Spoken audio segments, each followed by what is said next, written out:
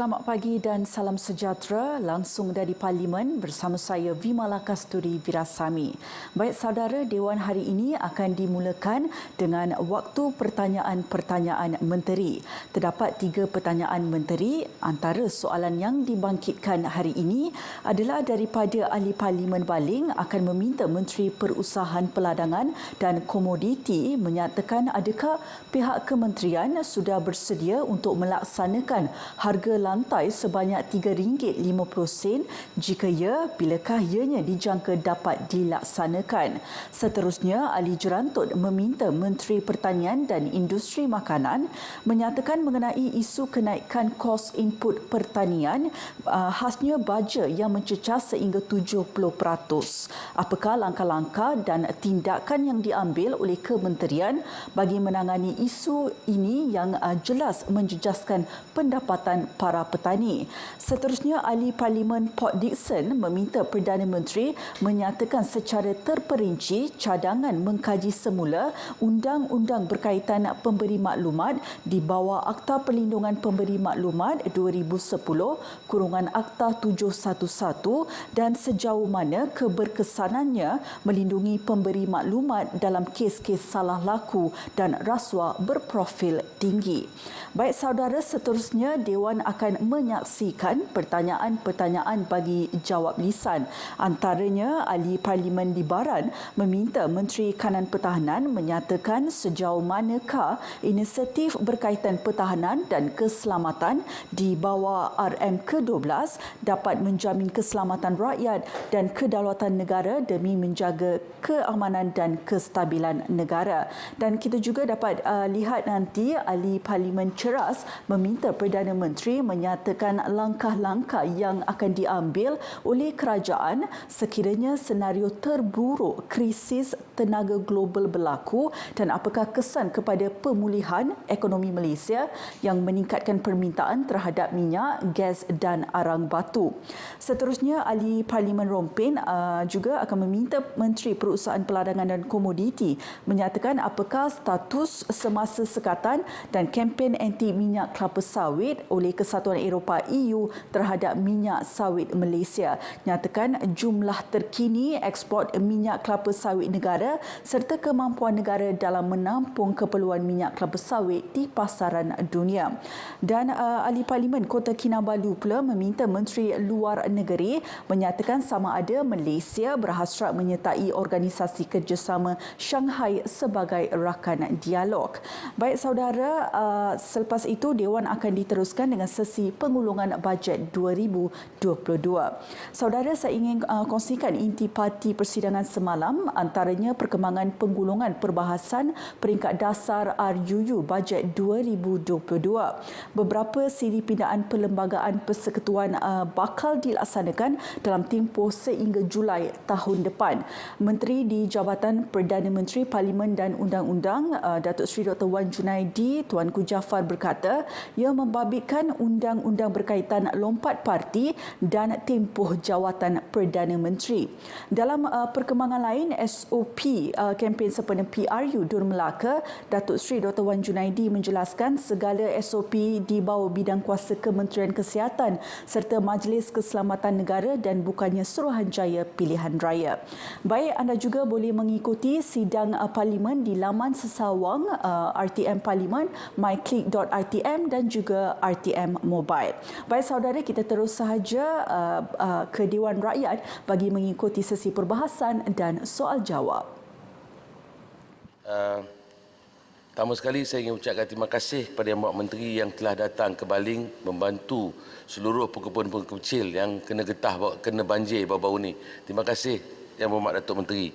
Baling minta perusahaan peladangan dan komuniti menyatakan adakah pihak kementerian sudah bersedia untuk melaksanakan harga lantai sebanyak RM3.50. Jika ya, bilakah ianya dijangka dapat dilaksanakan? Terima kasih Datuk Yang di-Pertua.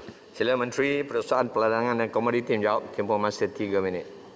Bismillahirrahmanirrahim. Alhamdulillah, Timbalan Yang di-Pertua dan juga Baling kerana mengangkat soalan ini. Saya ucapkan terima kasih kerana saya amat rasa prihatin terhadap nasib pekebun getah ini, dan ianya telah juga saya manifestasikan pada tahun 2017 ketika itu, yang mana harga lantai getah turun bawah daripada RM1, dan ketika itu saya membuat satu program jelajah penuri getah seluruh negara.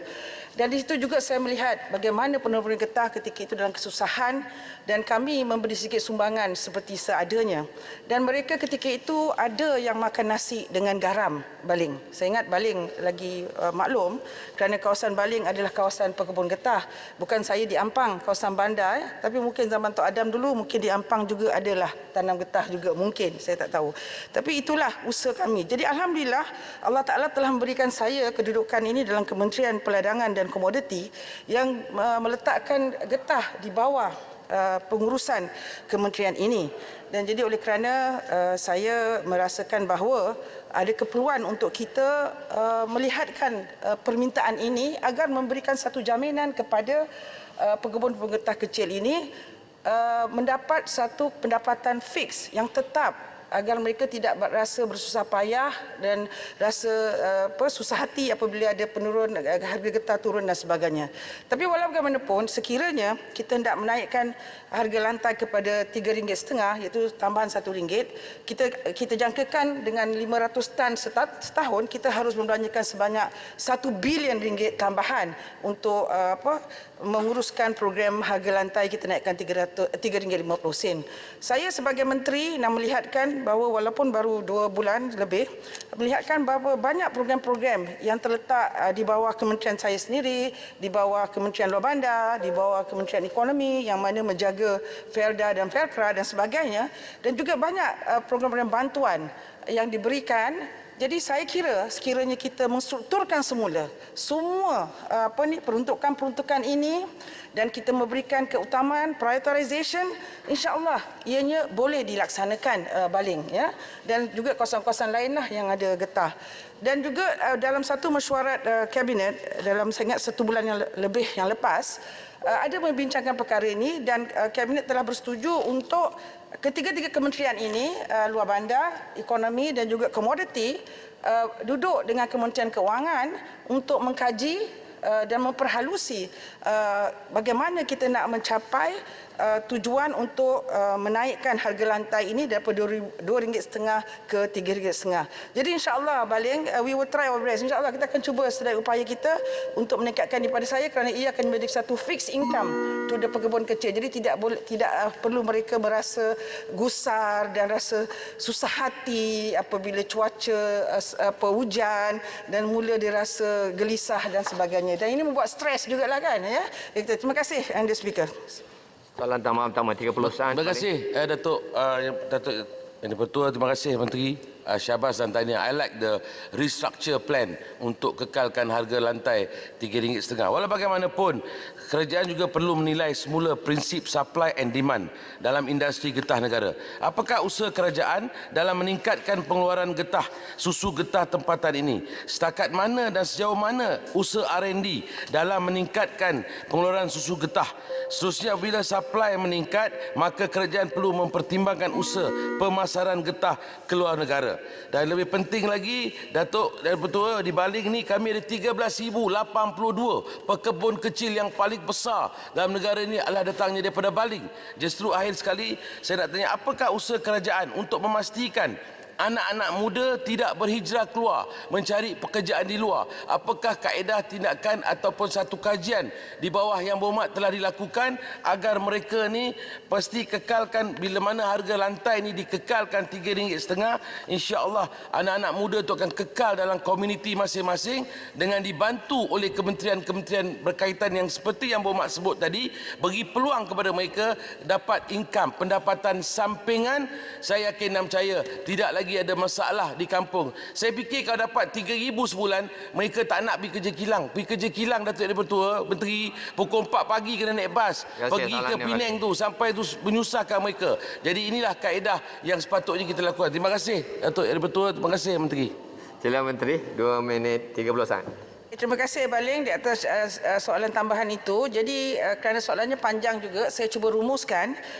Dalam Kementerian Perdagangan dan Komoditi telah berusaha untuk mengadakan beberapa R&D, termasuk R&D memastikan pengeluaran susu getah yang banyak, R&D untuk pemulihan pembajaan dan pemulihan tanah yang dijangkiti penyakit, dan juga R&D untuk memastikan bahawa tanah yang tanam getah itu subur, dan juga R&D pengawalan penyakit getah. R&D berkaitan dengan penuaian latex dari segi alat torehan dan sebagainya. Jadi untuk yang alat latex ni yang memang saya sangat familiar, saya follow up dengan closely adalah satu sistem satu solution yang akan digunakan, stimulus solution yang mana kita akan gunakan untuk letakkan di aliran torehan getah yang akan meningkatkan pengeluaran susu getah, ya, dan ianya juga dapat mengurangkan masa bekerja daripada 2 hari sekali kepada 6 hari sekali. Itu di antara perkaranya bagaimana nak meningkatkan hasil, dan juga kita juga melihat innovation system yang mana ianya ditebuk di pokok getah itu dan airnya mengalir ke satu bekas yang ditampung, dan ini akan mengelakkan daripada kena hujan dan sebagainya. Dan ini juga akan dapat meningkatkan produktiviti ladang-ladang ini. Jadi dengan ada usaha-usaha ini, ianya akan dapat meningkatkan hasil. Tapi apa yang penting tentang anak muda juga yang disebut tadi adalah program target. Program target adalah program untuk membina kilang-kilang yang akan memproses kaplam menjadi krip.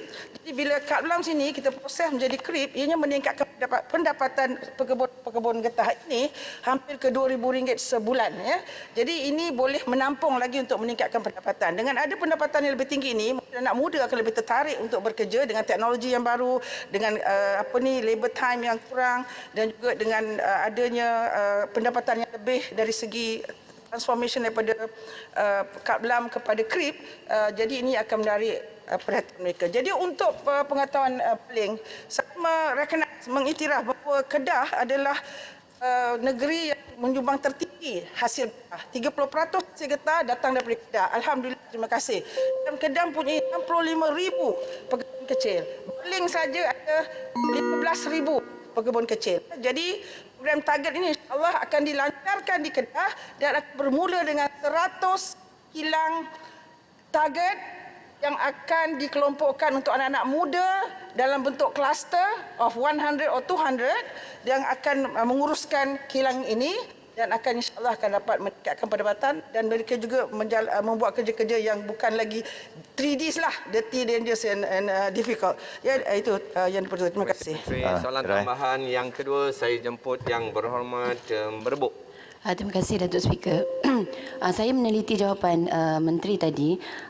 Usul-usul yang dijalankan itu sangat baik. Cuma saya rasa sebenarnya kita telah buat kajian awal mencampurkan getah beku untuk pembinaan turapan jalan raya. Saya rasa itu dah banyak tahun dilakukan. Tetapi mungkin perlu ada perbincangan dengan kementerian-kementerian lain, sebab 1 kilometer jalan memerlukan 4.2 tan getah beku. Maksudnya macam tadi YB kata, Menteri kata daripada kaplam nak jadi creek. Tapi kalau yang ini dia direct terus getah beku, kita campurkan dan dapat buat jadi turapan jalan. So sejauh manakah usaha tersebut disinkronis dengan Kementerian Kejurayaan? Terima kasih. Sila Menteri, 2 minit 30 saat. Merbuk, saya maklum tentang ada usaha untuk membuat daripada getah kaplam tu untuk membuat jalan, tetapi ketika ini kementerian juga harus prioritize we have to put the money where our mouth is. Maknanya kita concentrate di manakah pendapatan kita yang dapat lebih, di situlah yang kita akan fokus. Tapi namun demikian, bahan-bahan yang waste tu boleh kita gunakan untuk turapan jalan, dan ini telah dilaksanakan betul untuk lightweight roads, jalan-jalan yang lightweight, yang ringan, tidak boleh yang berat. Jadi memang usaha ini dijalankan. Tapi since Merbuk adalah seorang wanita, saya juga nak sebut, saya dapati bahawa penoreh getah kebanyakan adalah wanita. Ya, saya turun ke Baling, I think 3/4 of the penoreh getah adalah wanita. Dan saya minta bantuan Merbuk juga kalau boleh come up with an idea bagaimana saya nak memberi insentif kepada wanita yang menjadi penoreh getah di kebun-kebun getah ini. So saya masih memikirkan, jadi agaknya tidaklah one sided, ianya has to be balanced. Nanti kata orang lelaki pula marah kenapa orang lelaki tak dapat umum pendapat dan sebagainya. Tapi itulah saya lihat bahawa wanita memainkan peranan penting dalam industri kebun getah ini. Dan saya nak menyeru dalam dewan ini, saya nak biar semua pekebun getah di seluruh Malaysia dengar apa yang saya nak cakap ini, agar mereka berbangga dengan kerja mereka, dengan usaha mereka, maka negara kita maju dengan menghasilkan pendapatan dan meningkatkan ekonomi. Inilah jasa penuri getah kita dalam negara kita. Jadi saya hendak mereka berbangga, kerana tanpa mereka untuk menghasilkan getah ini, maka negara ini tidak akan maju seperti apa yang ada sekarang. Dan negara ini bermula kemajuan ekonominya bermula dengan hasil getah. Jadi kepada semua pekebun getah, saya harap dengar apa yang saya cakap, kerana saya berbangga dengan tuan-tuan dan puan-puan yang telah menyumbang kepada development pembangunan negara dan ekonomi negara. Terima kasih. Terima kasih Menteri. Pertanyaan Menteri seterusnya saya ingin menjemput Yang Berhormat Datuk Haji Ahmad Nazlan bin Idris. Assalamualaikum warahmatullahi wabarakatuh. Terima kasih Yang Ketua. Izinkan saya menyampaikan serangkap pantun dulu. Kempen Melaka makin kepanasan, elak pertikaian dan juga perbalahan. Yang Berhormat Menteri yang berwawasan, soalan 2 pohon pencerahan. Ini bunyinya, Jalan Tok meminta Menteri Pertanian dan Perindustrian Makanan menyatakan mengenai isu kenaikan kos input pertanian khasnya baja yang mencecah sehingga 70%. Apakah langkah-langkah dan tindakan yang diambil oleh kementerian bagi menangani isu ini yang jelas menjejaskan pendapatan para petani? Terima kasih. Sila Menteri Pertanian Industri Makanan 3 minit. Terima kasih Yang Berhormat Jeranto, terima kasih Yang Berhormat Datuk Yang Dipertua. Untuk makluman Yang Berhormat, MAFI prihatin terhadap isu kenaikan kos input pertanian khasnya baja dan racun makhluk perosak yang berlaku semenjak pandemik COVID-19 yang melanda seluruh dunia. Kedua-dua input pertanian ini adalah komponen penting dalam pengeluaran hasil tanaman yang berkualiti dan selamat dimakan oleh penduduk Malaysia. Kebanyakan baja dan racun yang digunakan oleh petani dihasilkan daripada bahan mentah yang diimport daripada negara luar seperti unsur nitrogen, fosfat dan kalium ataupun potasium. Dalam hal ini, MAFI dan KPDN HEP, Kementerian Perdagangan Dalam Negeri dan Hal Ehwal Pengguna, telah menubuhkan jawatan kuasa bersama berkenaan isu kenaikan harga baja dan racun sebagai usaha bersepadu untuk meneliti cadangan tindakan dan kaedah penyelesaian serta langkah-langkah lain dalam membantu petani dan pengusaha kecil yang berhadapan dengan isu kenaikan baja dan juga racun secara mendedak. Pada 10 November yang lalu, mesyuarat jawatan kuasa bersama telah diadakan yang melibatkan pihak berkepentingan termasuk wakil kementerian dan agensi serta pemain-pemain industri seperti di Malaysian Crop Life dan Public Health Association, Persatuan Pekebun-Kebun Sayur Malaysia dan Persatuan Pekebun Buah-buahan Malaysia. Berdasarkan perbincangan dan sesi libat urus yang diadakan dengan pihak berkepentingan, antara punca yang telah dikenal pasti berhubungan dengan isu ini adalah perubahan polisi daripada negara pengeksport, kenaikan kos bahan mentah, gangguan logistik serta spekulasi pasaran. Apabila bekalan baja dan racun berkurangan di pasaran dengan permintaan sentiasa berterusan, maka peningkatan harga juga berlaku di sepanjang rantaian pembekalan produk tersebut. Untuk makluman Yang Berhormat, beberapa cadangan penyelesaian telah diangkat oleh MAFI dan KPDN HEP secara bersama untuk pertimbangan Jemaah Menteri pada 12 November 2021 dan akan dimuktamadkan dengan memberi penekanan supaya kesan pelaksanaan mana-mana inisiatif, intervensi dan program kelak dapat diresai oleh rakyat secara berpanjangan. Antara cadangan yang sedang dipertimbangkan untuk menangani isu ini termasuklah melalui pelaksanaan subsidi atau insentif secara bersasar kepada golongan petani yang terkesan. MAFI dan KPDN HEP sentiasa peka dengan kenaikan harga baja dan racun bagi memastikan produktiviti pengeluaran tidak terjejas dan bekalan sentiasa mencukupi dengan harga yang stabil dan berpatutan. Sekian, terima kasih. Saya Menteri, saudara Jelantut. Terima kasih Yang Berhormat Menteri yang membuktikan kesungguhan beliau dalam usaha ini. Cuma saya inginkan kepastian lagi. Apakah usaha-usaha yang dibuat oleh kementerian, terutamanya dalam meningkatkan pengeluaran input-input pertanian tadi dalam negara kita sendiri. Seperti mana yang ada kerjasama antara kementerian, tapi adakah dalam jangka masa pendek usaha itu dibuat dan kalau apakah yang agak terperinci boleh diberikan pada Dewan ini dari segi persiapan kajian untuk menangani isu kenaikan ini. Terima kasih. Yang Betul. Sila Menteri, 2 minit 30 saat. Terima kasih Yang Berhormat Jerantut.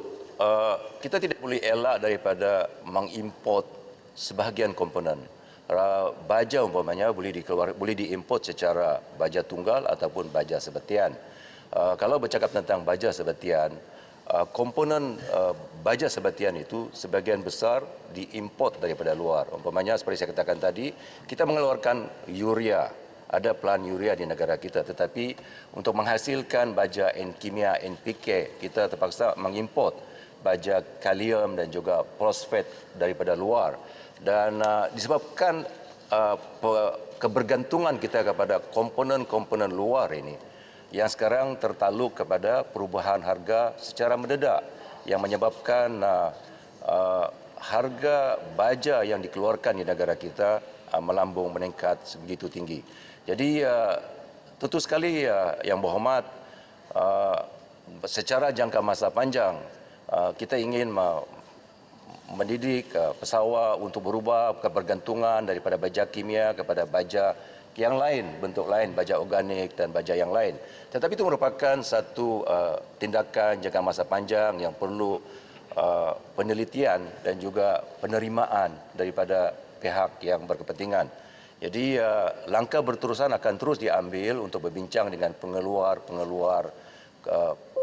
komponen baja yang ada di negara kita untuk turut serta dalam ambil langkah dan tindakan yang perlu untuk menangani kesan terhadap kenaikan harga baja dan juga racun yang begitu meningkat kepada ketika ini. Terima kasih. Terima kasih Menteri. Soalan tambahan yang kedua saya jemput Yang Berhormat Papar.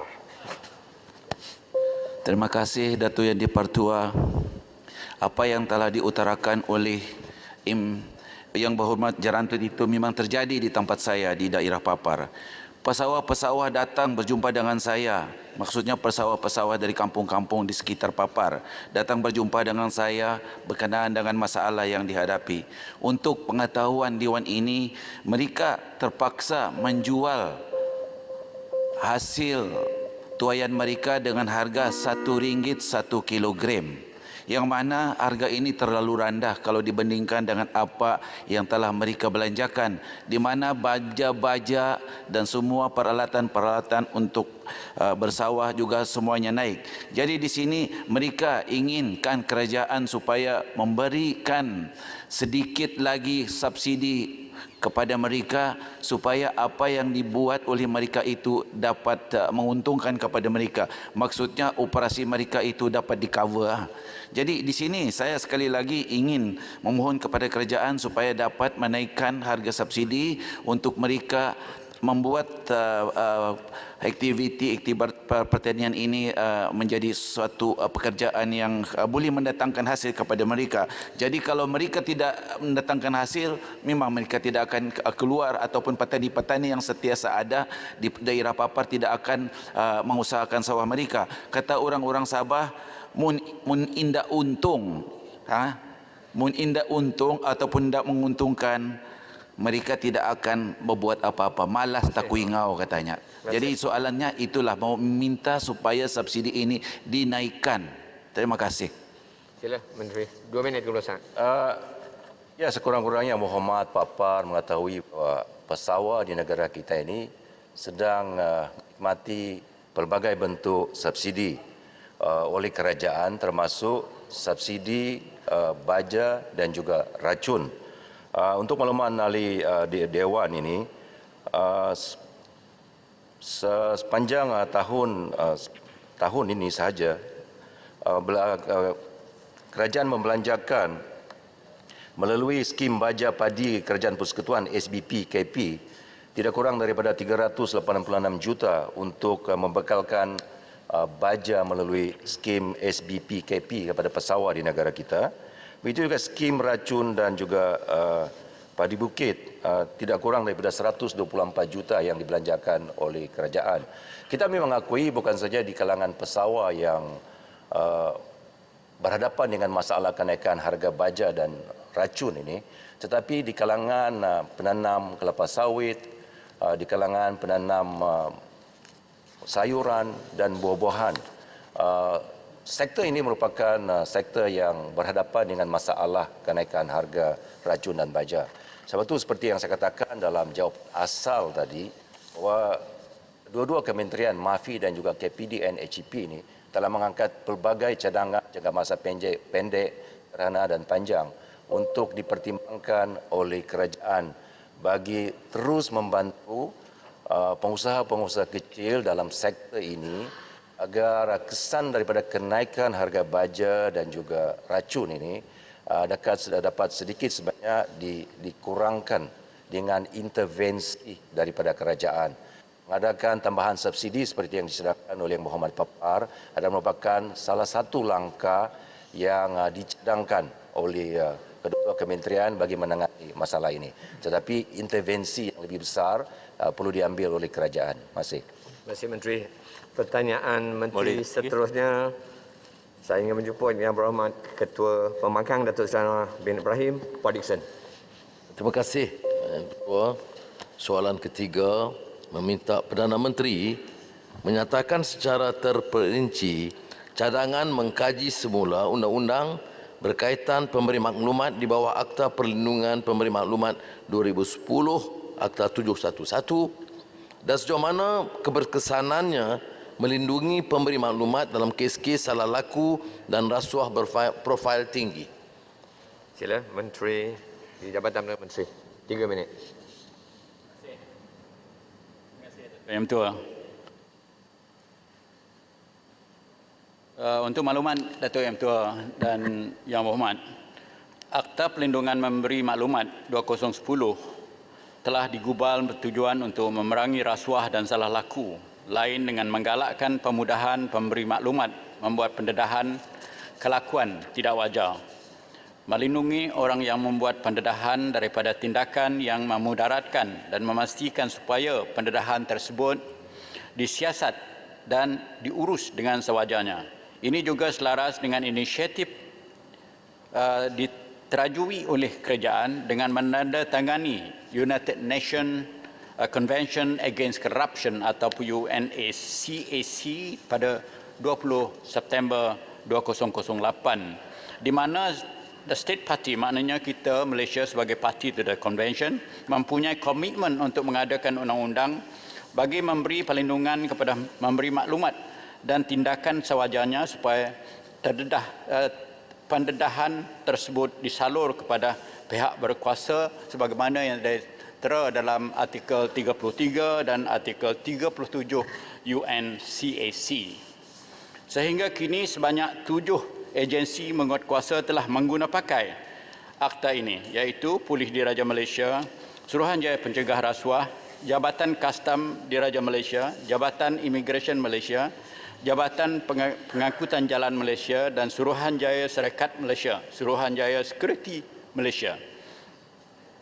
Mengikut fakta Datuk Yang Tua, memang ada yang menunjukkan bahawa aduan yang diterima semenjak tahun 2011 Datuk Yang Tua hingga sekarang ini berjumlah 73,545.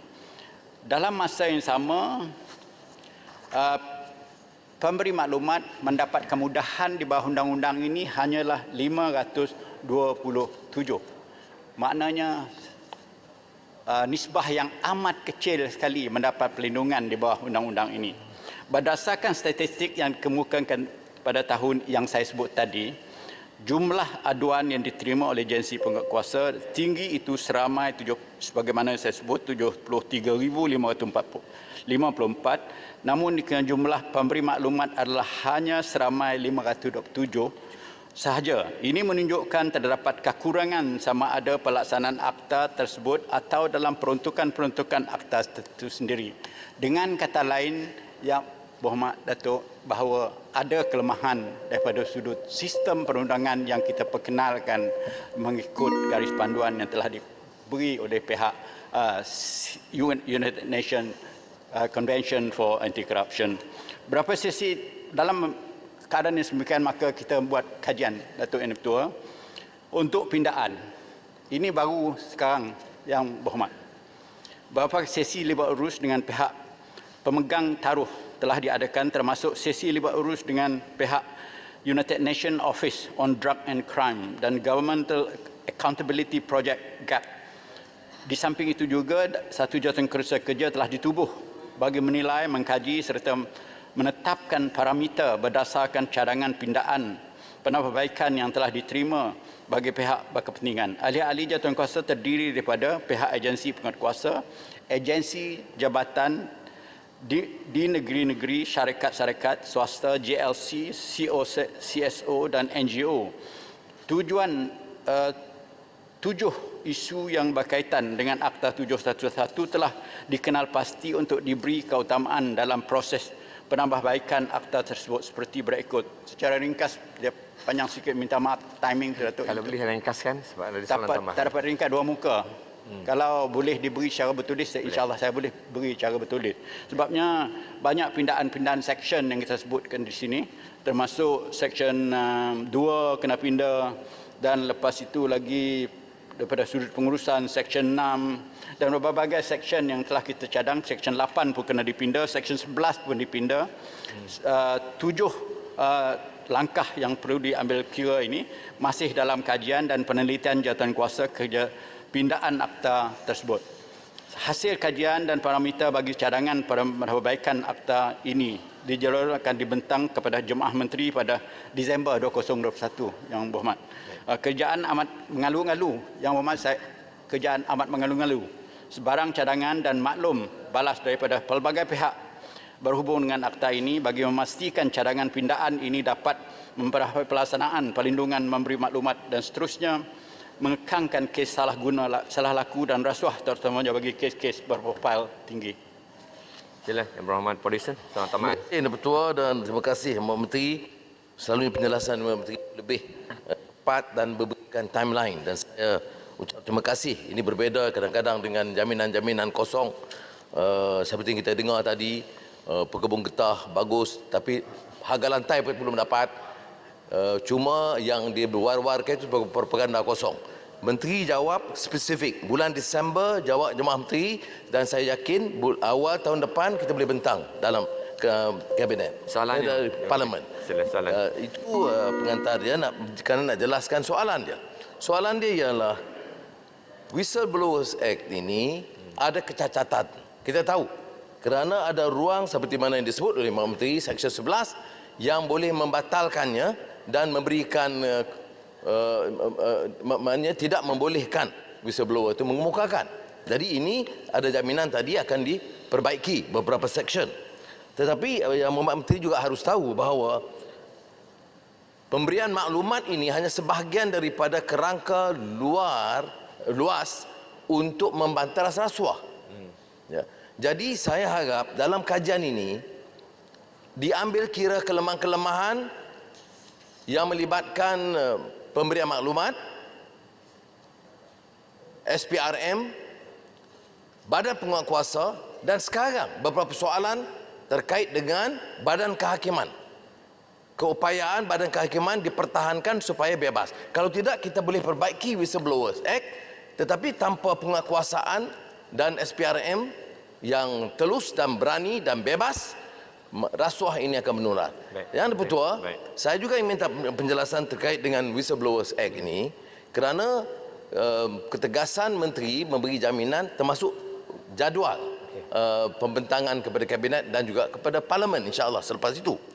Ialah apakah dengan pindaan ini bermakna kerajaan bersungguh-sungguh dalam langkah membantah rasuah terutama berprofil tinggi. Kerana kita tahu kadang-kadang bila kes berprofil tinggi, kes yang besar tapi banyak yang terselamat kerana kelemahan dan kecacatan dan tidak ada kesungguhan ataupun tekad politik membantras rasuah berprofil tinggi. Soalan saya yang terkait dengan Whistleblowers Act ini ialah kerana kelemahan dasar, kelemahan yang dilihat selama ini yang tidak menunjukkan kesungguhan kerajaan mengambil tindakan sehingga rasuah ini terus menular.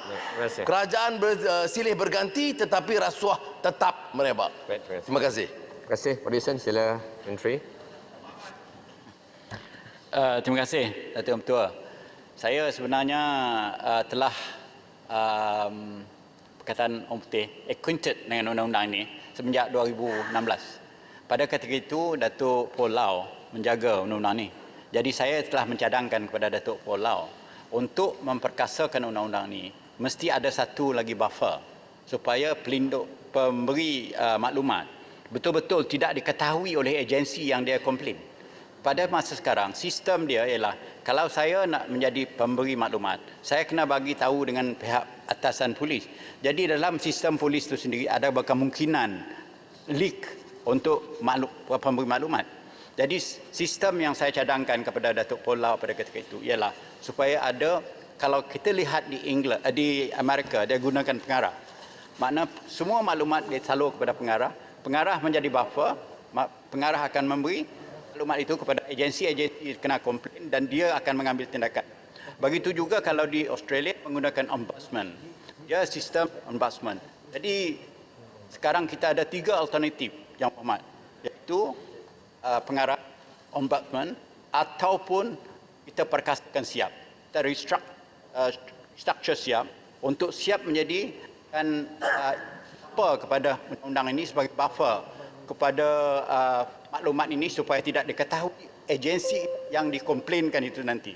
Jadi dengan keadaan semikian kita juga akan mempertingkatkan kebolehan dan kebaikan dalam mana-mana agensi termasuk SPRM sebagaimana yang disebut oleh Yang Berhormat tadi. Harapan kita ialah supaya semua struktur undang-undang ini kita perbaiki. Dengan selepas itu saya menerima hakikat bahawa apa yang disebut Yang Berhormat tadi berhubung dengan political will ini memang perlu ada kepada kerajaan untuk memperkasakan semua sistem, sama ada untuk menangani rasuah ataupun menangani salah laku pihak-pihak pegawai kerajaan dan orang-orang politik khususnya. Tidak boleh tidak dengan kekuatan dan political will itu sendiri. Undang-undang kita boleh buat. Kalau tidak ada political will, kita tidak akan dapat mencapaikan apa matlamat kita nak capaikan. Terima kasih Menteri. Soalan tambahan yang kedua saya kena cari sebelah sini. Sila Yang Berhormat Tebrah. Terima kasih. Terima kasih atas jawapan dari Menteri Undang-Undang. Tadi Menteri ada sebut untuk menangani mengatasi masalah isu rasuah dan memastikan pemberian maklumat orang yang memberi maklumat dapat dijamin.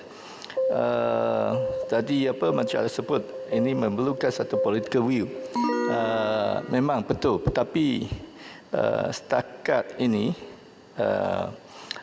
pandangan di luar adalah kerajaan belum ada political will untuk memastikan kes-kes rasuah berprofil tinggi berjalan atau serius akan dituduh dan dihukum di mahkamah. Kerana setakat ini hanya kes-kes yang kecil kita katakan yang di luar dikatakan kes ikan bilis saja yang dapat dihukum. Jadi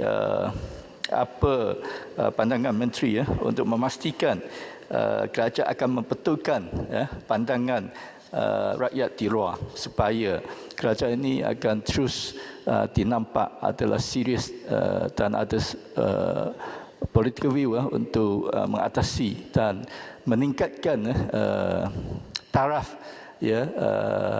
kita di antara bangsa supaya kita punya taraf akan terus meningkat supaya kita bukan sebuah negara yang akan dikatakan tidak serius untuk menangani kes rasuah. Terima kasih. Sila Menteri, 2 minit. Datuk Yang Pertua, saya berterima kasih dengan soalan Yang Berhormat sebagaimana soalan Yang Berhormat daripada Ketua Pemengkang tadi. Sebenarnya soalan menangani salah laku dan rasuah ini ialah terletaknya kepada beberapa perkara. Satu, budaya rasuah, salah laku, tanggungjawab, integriti ini kita kena semai dalam kerajaan. Itu bermula daripada situ. Kerajaan dah mempunyai struktur-struktur tertentu. tugas saya ialah untuk melihat undang-undang. Di mana kelemahan undang-undang. Itu saya perkasakan undang-undang dan aturkan kelemahan itu supaya dia tidak menjadi sedemikian apa yang kita ada sekarang ini. Itulah kenapanya ketugas saya untuk memperkasakan undang-undang. Pasarana undang-undang itu penting pada saya untuk pihak-pihak pemain di dalam undang-undang itu sendiri menegakkan keadilan dan menjagakan integriti negara, nama imej negara di luar negara lain, kepada negara lain. Jadi dalam keadaan semikian yang berhormat, memang banyak perkara yang boleh saya sebut, tetapi berasaskan Whistleblower Act ini kita nak melindung secara sebenarnya orang pemberi maklumat itu tidak dapat diketahui oleh orang yang dia komplain, dan agensi-agensi pun tidak mengetahui. Itu tujuan pertama. Dengan sendirinya agensi itu nanti akan berjaga-jaga, pegawainya akan berjaga-jaga dan tidak boleh membuat apa tindakan ataupun perbuatan kepada pihak-pihak pemberi maklumat ini. Jadi itu tujuan undang-undang ini digubal dan dipindah, bakal dipindah nanti, insya-Allah. Jadi tuan-tuan yang lain itu kita kena memainkan peranan bersama. Apabila kalau kita lihat fakta tadi, bayangkan pada tahun 2015 kita mempunyai menerima laporan aduan sebanyak 12,627, tetapi hanya 4 orang yang dapat perlindungan. Dari fakta itu menunjukkan bahawa orang takut nak bagi maklumat.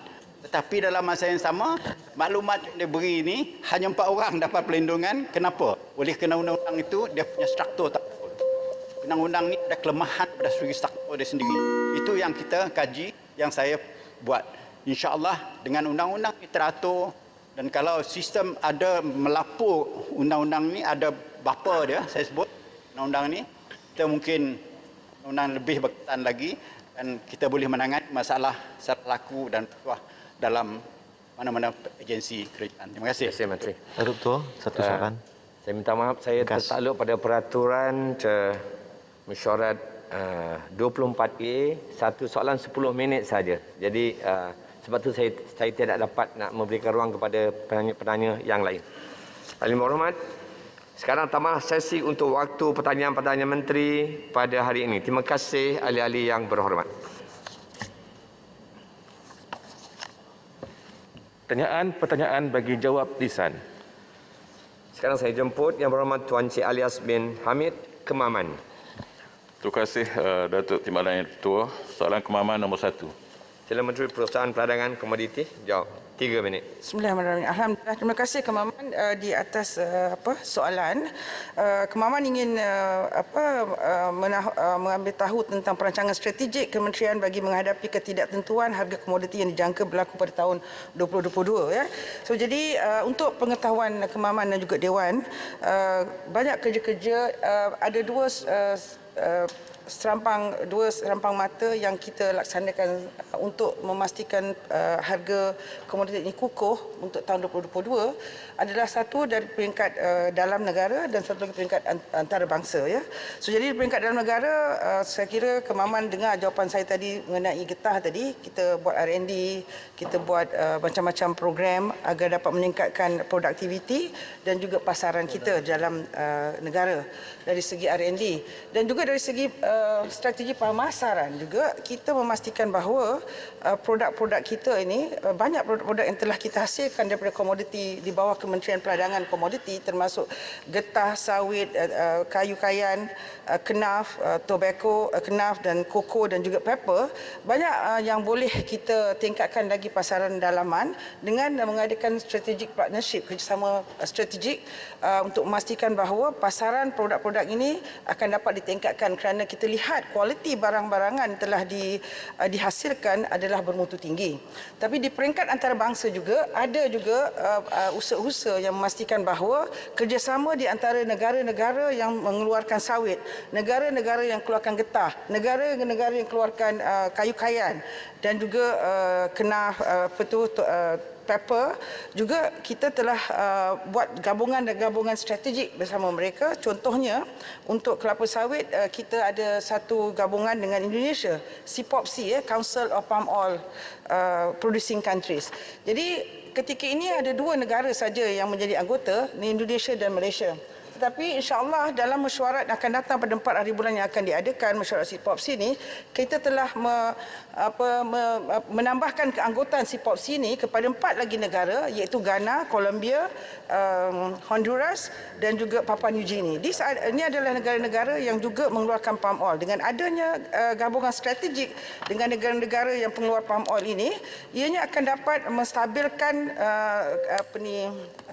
harga sawit dan juga mengukuhkan lagi kawalan atau control of palm oil market di kalangan pengeluar-pengeluar di bahagian huluan, di huluan crude palm oil. So jadi ini antara perkara-perkara yang kita laksanakan, dan kita juga untuk rubber kita ada International Tripartite Rubber Council, dan juga untuk paper kita ada International Paper Community. Ini semua adalah langkah-langkah untuk agar Malaysia dapat bersama-sama dengan negara lain memastikan bahawa harga pasaran komoditi kita dapat terkawal, dan juga kita juga mengambil langkah-langkah untuk meningkatkan lagi market share kita di luar negara.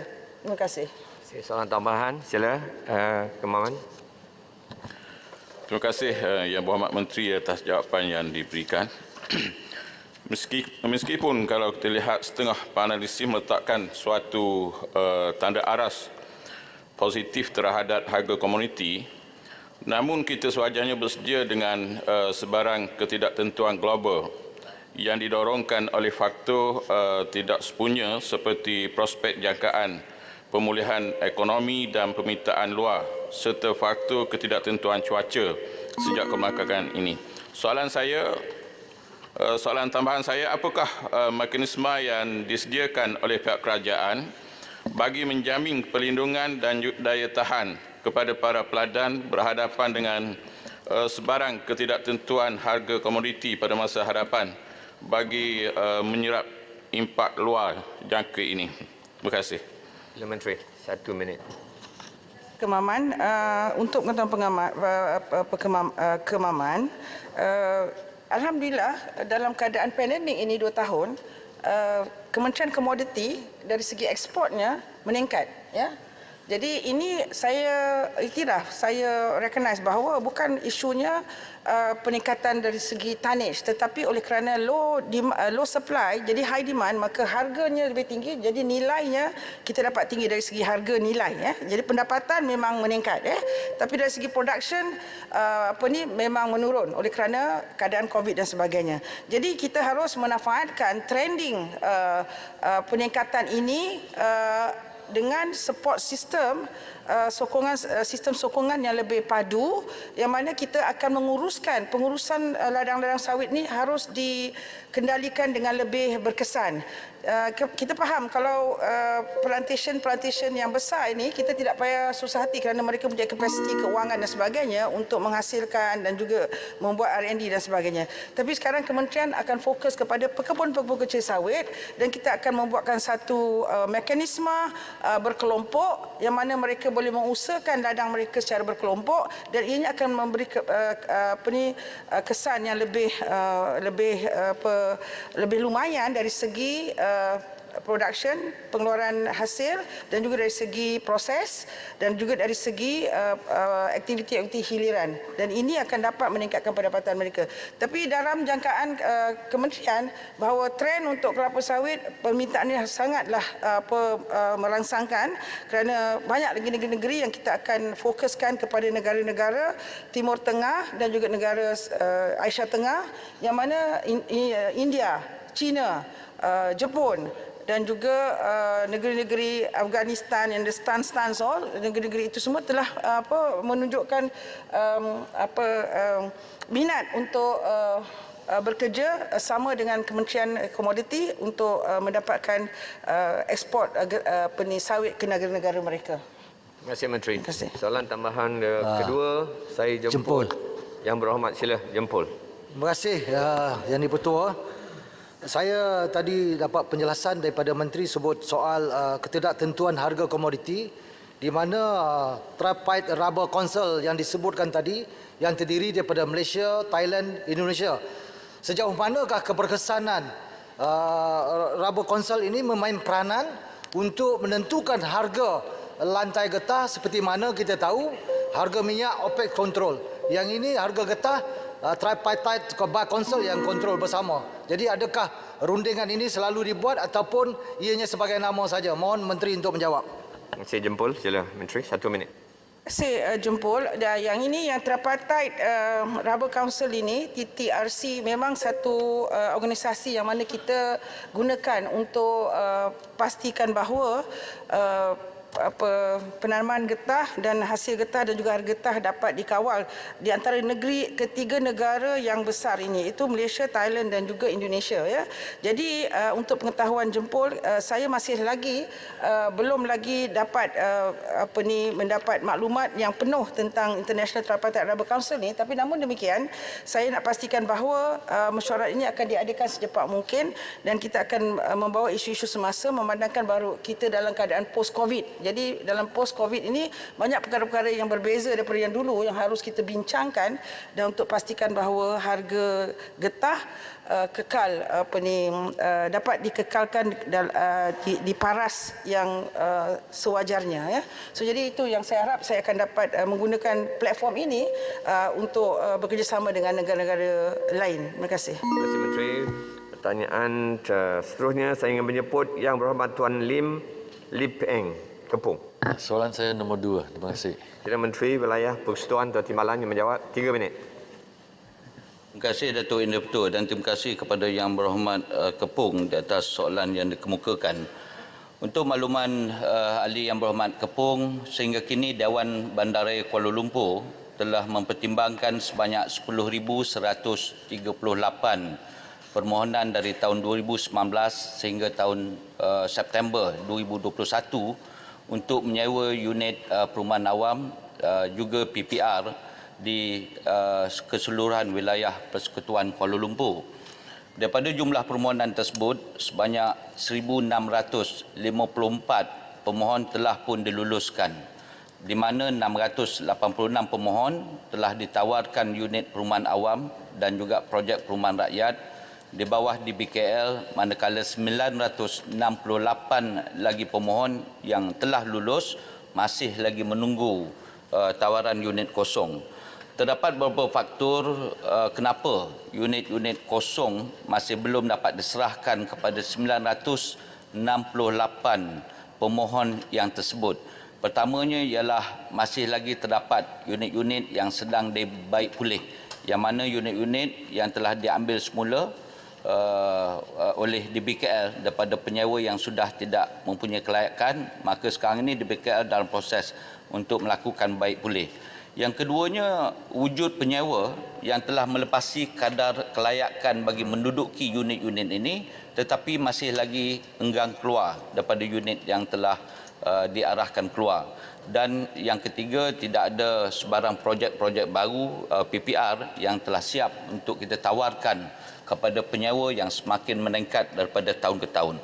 Untuk makluman Yang Berhormat Kepung dan ahli-ahli Dewan Rakyat sekalian, bagi memastikan pemohon yang masih menunggu unit kosong untuk ditawarkan kepada mereka, DBKL sedang giat melaksanakan penguatkuasaan secara berkala dan bersasar mengikut zon dan kawasan yang telah pun kita kenal pasti.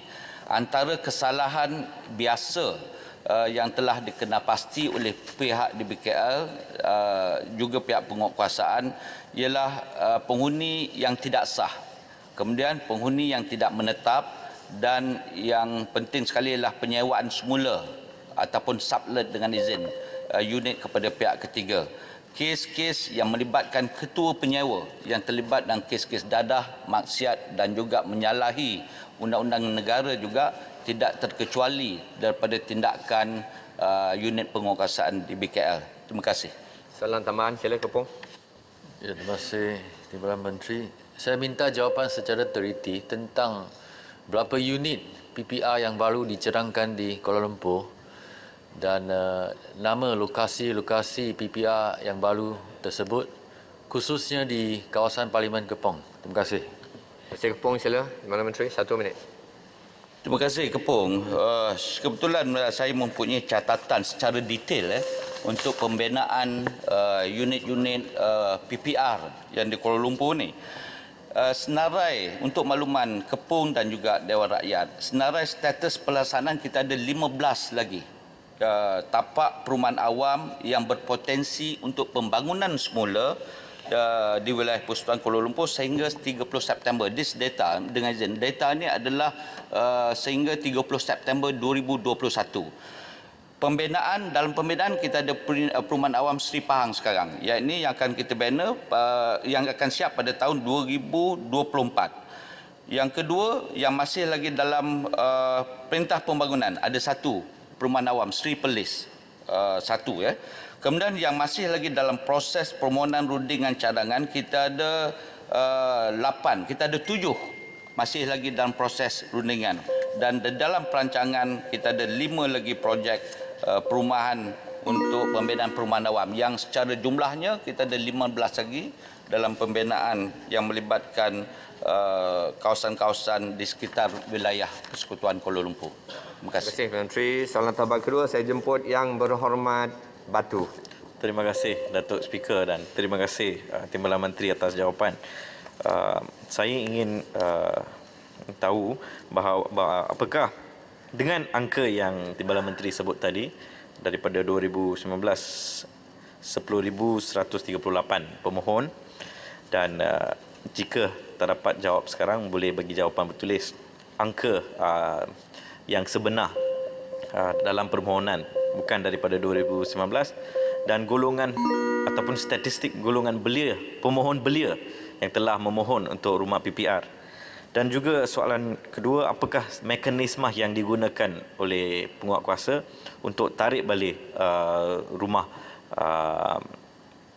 rumah-rumah yang di penduduk PPR selain daripada kes-kes ataupun kelayakan mereka. Apa mekanisme yang digunakan dan adakah penguatkuasaan akan bersama dengan persatuan-persatuan penduduk untuk mencari ataupun memastikan penduduk ini ada kelayakan.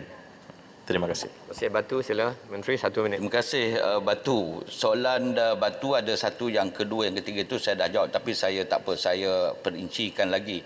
Cumanya Batu saya nak detailkan. Terima kasih. Batu saya nak detailkan ya. 2019 kita ada 1,543 pemohon rumah PPR yang nak menyewa yang berminat untuk menyewa. 2020 melonjak 6,922 pemohon. Ini mungkin kerana mereka kehilangan pendapatan, kehilangan tempat tinggal dan kehilangan kemudahan untuk mereka meneruskan penyewaan di rumah-rumah yang telah mereka sedia ada. 2021 1,673, 10,138. Tetapi daripada 10,338 ini yang layak 1,654. Kenapa jumlahnya kecil? Kerana mereka yang memohon tidak mempunyai kelayakan untuk menyewa PPR ini. Apa syarat dia? Dia mesti berkahwin. Datuk Yang di-Pertua. Yang bujang tak layak. Mesti warga negara Malaysia. Pendatang tidak layak. Kemudian dia mesti menetap dalam lingkungan 35 km radius wilayah Kuala Lumpur. Dan yang penting sekali Datuk Yang di-Pertua ialah mereka ini mesti berpendapatan 3,000 ke bawah. Itu kelayakan. Kerana itu kelayakan yang kita beri pertimbangan 1,654 orang sahaja. Yang kedua Datuk Yang di-Pertua ialah selain daripada penguatkuasaan yang kita jalankan yang saya dah sebut tadi, kita akan buat penguatkuasaan secara berkala. Tidak ada kompromi Datuk Yang di-Pertua. Bila kita dapati sublet, kita akan rampas unit ini. Kalau kita dapati dia tidak tinggal, kita akan rampas. Kalau kita dapati ketua penyewanya terlibat dadah, maksiat, terlibat dengan aktiviti-aktiviti yang melanggar peraturan dan juga undang-undang negara, kita akan rampas. Kalau dia tidak tinggal pun, kita akan rampas. Ini tindakan ini adalah secara berterusan yang dijalankan oleh pihak penguatkuasaan yang di dalam data kita 350 unit pada setiap tahun boleh kita buat penguatkuasaan ini untuk kita tawarkan kepada pemohon yang sedang di dalam senarai tunggu Datuk Yang di-Pertua. Terima kasih. Boleh ada soalan tambahan? Soalan tambahan? Soalan tambahan dari ini di wilayah Kajan. Ini di wilayah. Baik. Saya beri peluang satu lagi yang berhormat Segambut. kasih. Soalan saya kepada Timbalan Menteri, adakah kerajaan akan mengkaji semula syarat bahawa hanya pemohon yang telah berkahwin boleh memohon rumah PPR ini, kerana sekarang ini ada banyak golongan yang tidak berkahwin dan mereka tak ada penjaga untuk membantu mereka. Jadi golongan gelendangan semakin bertambah kerana mereka tak ada penjaga dan mereka tak dapat apply PPR. Terima kasih. Terima kasih Segambut. Sila Menteri. Segambut, terima kasih. Syarat kita ialah telah berkahwin, Segambut. Tetapi ada kes-kes tertentu yang telah kita tawarkan, dia menjadi duda atau janda ketika menduduki rumah PPR itu. Tentunya kes-kes ini mempunyai pertimbangan kemanusiaan di dalam kita meneruskan penyewaan ini ataupun menamatkan penyewaan. Ini adalah bergantung kepada keadaan dan kes-kes yang tertentu untuk kita kaji dari masa ke semasa. Tetapi syarat permohonan untuk kita beri pada awal itu mesti kahwin. Bujang tak boleh, atau yang tidak berkahwin tu tidak boleh, dia mesti berkahwin. Tetapi dalam proses menduduki ini, kalau berlaku keseorangan semula, itu bergantung kepada pertimbangan kemanusiaan yang akan dijalankan di dalam mesyuarat jawatankuasa pemilihan dan mesyuarat jawatankuasa tindakan bagi setiap rumah PPR ini. Terima kasih Segambut. Pertanyaan seterusnya saya ingin menjemput Yang Berhormat Datuk Zakaria bin Muhammad Idris, Libaran. Terima kasih Datuk Yang di-Pertua. Indahnya budi tidak terperi, PIN Melaka berbagai parti. Elakkan persengkitaan sesama sendiri, merugikan bangsa pulang gigit jari. Soalan Libaran nombor 3. Terima kasih. Sila Menteri Kanan Pertahanan atau timbalannya menjawab. 3 minit. Bismillahirrahmanirrahim. Assalamualaikum warahmatullahi wabarakatuh. Salam dan salam sejahtera. Maaflah YB Libaran, saya tak boleh jawab pantun tu lah. Apapun ya. Apapun saya ucapkan terima kasih kepada sahabat saya YB Libaran yang saya tahu cukup cakna dan ambil berat tentang isu pertahanan dan keselamatan negara. Sesungguhnya pertahanan negara adalah tanggungjawab kita bersama. Dan kita amat bertuah kerana Yang Amat Berhormat Datuk Seri Ismail Sabri Yaakob, Perdana Menteri Malaysia, merupakan bekas Menteri Kanan Pertahanan yang kini disambung oleh Yang Berhormat Datuk Seri Syamuddin Tun Hussein. Disebabkan itu, buat pertama kalinya isu pertahanan negara dinyatakan dengan jelas dalam rancangan Malaysia ke-12 berbanding dengan rancangan-rancangan Malaysia yang lalu. Segala inisiatif yang disenaraikan di bawah RMK ke-12 juga adalah berdasarkan kepada perancangan Kertas Putih Pertahanan yang diluluskan suara di Parlimen pada 2 Disember 2019. Ini membuktikan bahawa kerajaan komited untuk mempertingkatkan kesiapsiagaan Angkatan Tentera Malaysia supaya menjadi satu angkatan yang bersepadu, tangkas dan berfokus. Untuk makluman Yang Berhormat, antara inisiatif yang akan dilaksana dan di bawah RMK ke-12 ialah memperkukuhkan benteng pertahanan di Sabah dan Sarawak. Ini termasuk projek pembinaan kem 5 Brigade Tentera Darat Malaysia di Kota Belud, Sabah dan projek pembinaan Bear Base Tentera Udara Diraja Malaysia di Bintulu, Sarawak.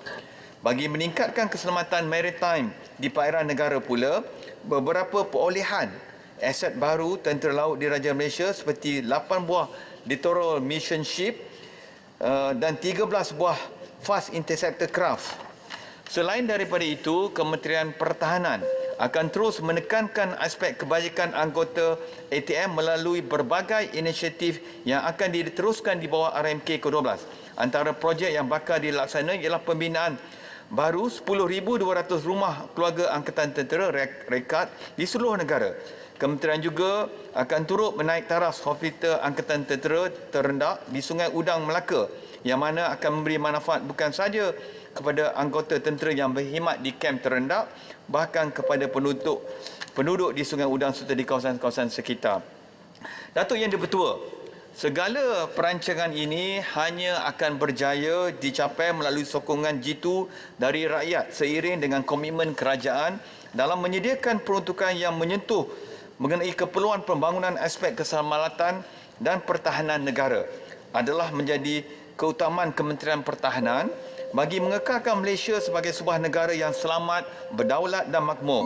setiap perancangan yang dibuat adalah berlandaskan kepada kepentingan negara sama ada di dalam maupun di luar negara agar ATM mampu menghadapi cabaran keselamatan tradisional dan bukan tradisional pada masa kini dan akan datang. Terima kasih. Terima kasih, Menteri. Soalan tambahan Libaran. Terima kasih Datuk Yang di-Pertua.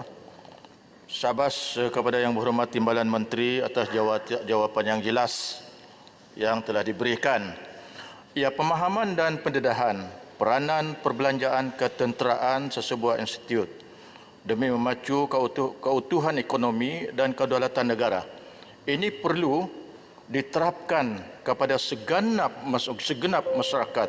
Akibat kedudukan unik Sabah, negeri Sabah memerlukan tumpuan yang sepenuhnya kepada usaha menangani cabaran keselamatan dan kesihatan dengan berkesan selain mengurus ekonomi secara mampan juga strategik. Soalan saya minta Yang Berhormat Menteri jelaskan apa rasional peruntukan bajet pembangunan di bawah rancangan Malaysia ke-12 atau RMK-12 untuk memperkasahkan kawalan keselamatan di perairan pantai timur Sabah.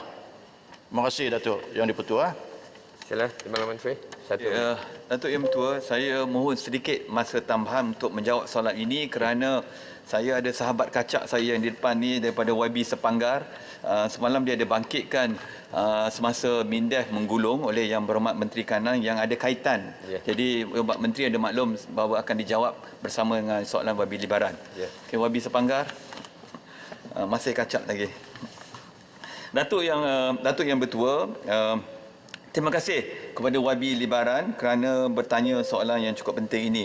Sesungguhnya dalam RMK ke-12, aspek memperkasakan keselamatan adalah untuk keseluruhan negeri Sabah. Sama ada baik di pantai barat maupun di pantai timur Sabah. Ya, setelah mengambil kira di mana perancangan PATM secara keseluruhan. Dalam ini, bagi membolehkan tentera darat mempertahankan dua wilayah, Semenanjung dan juga di Sabah Sarawak secara serentak, sebuah markas pemerintahan Medan Timur telah ditubuhkan di Kuching, Sarawak bagi memerintah satu Division Pertama Infanteri di Sarawak dan dua Division kelima Infanteri yang tubuhkan di Sabah. Kenapa? Dulu pertahanan daratan di Sabah Sarawak hanya dipertanggungjawab pada satu division infanteri, iaitu Division Pertama Infanteri yang berpangkalan di Kuching, Sarawak.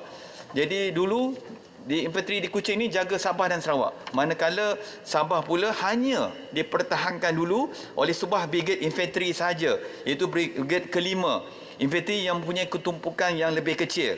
Oleh itu selaras dengan keperluan semasa keselamatan semasa, untuk maklumat Yang Berhormat Libaran, pertahanan daratan ke seluruh negeri Sabah kini dipertanggungjawab kepada Division kelima Infanteri yang berpangkalan di Kem Lok Kawi di Kota Kinabalu, di mana pasukan-pasukan tentera darat akan diatur gerak melaksanakan tugas operasi sebagai elemen hadapan di sepadan negeri Sabah untuk melindungi Kota Kinabalu sebagai center of gravity.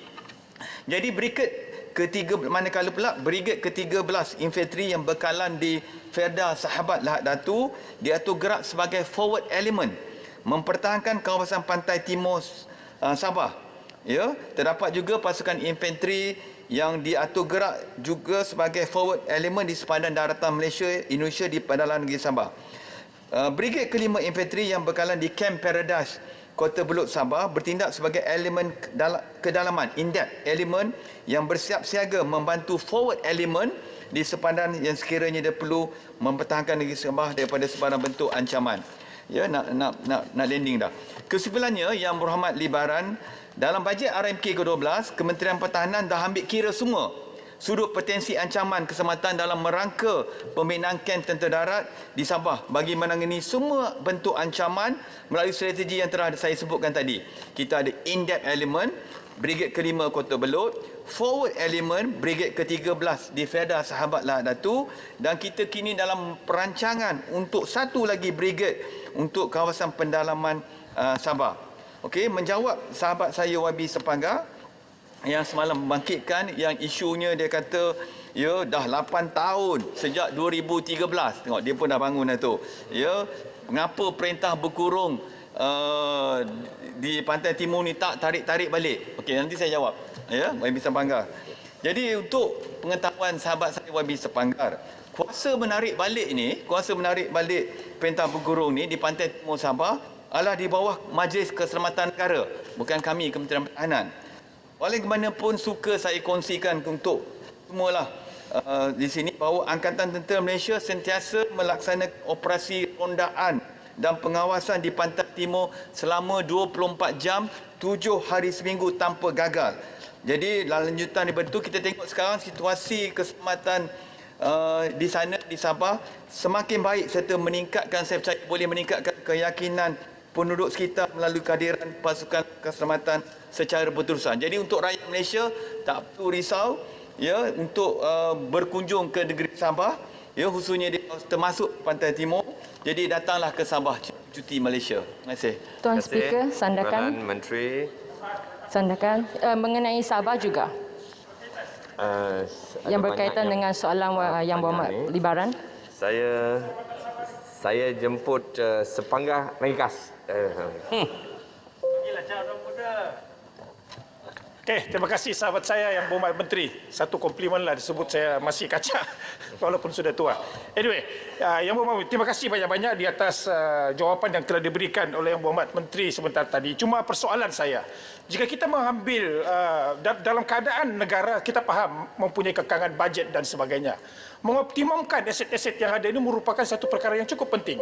Yang terdedah kepada isu ancaman lanun dan anasir-anasir daripada negara jiran kita, contohnya Filipina, adalah Pantai Timur negeri Sabah.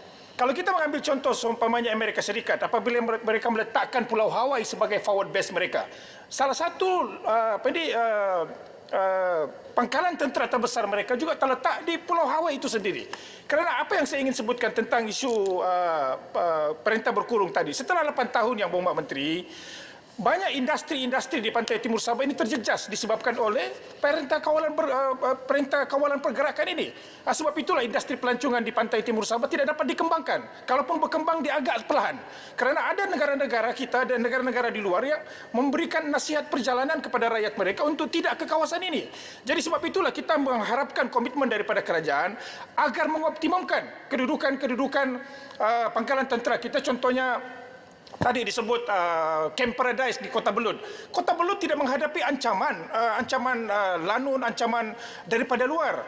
Putatan contohnya Lokawi tidak menghadapi ancaman sudah berpuluh tahun. Tidak ada ancaman daripada anasir luar di Camp Lokawi. Sebab itu kita berharap agar kerajaan mengoptimumkan aset-aset ini, memindahkan dan memberikan fokus kepada Pantai Timur, menjadikannya sebagai satu forward base untuk kita mengelakkan ancaman daripada negara-negara jiran kita, khususnya lanun yang sering berlaku di kawasan-kawasan ini. Terima kasih. Sila Menteri. Itulah Datuk Speaker, bagi peluang ke YB Sepanggar, dia bagi ceramah pula. tak ada. Ini sahabat sahabat baik saya tu. Dia pun datang ke tempat saya Tanah Merah. Terima kasih. Okey, saya memahami. Tapi untuk pengetahuan, bila ATM ni, bila kita buat, kita ada lihat semua. Saya faham mungkin di peringkat pendapat YB Sepanggar, banyak tumpuan fokus kepada sebelah Pantai Timur Sabah. Ya, tapi macam YB kata mungkin tak ada keperluan dibuat camp di Lahad Datu, camp di Lok Kawi, tapi harus YB Sepanggar dan juga rakan-rakan daripada Sabah,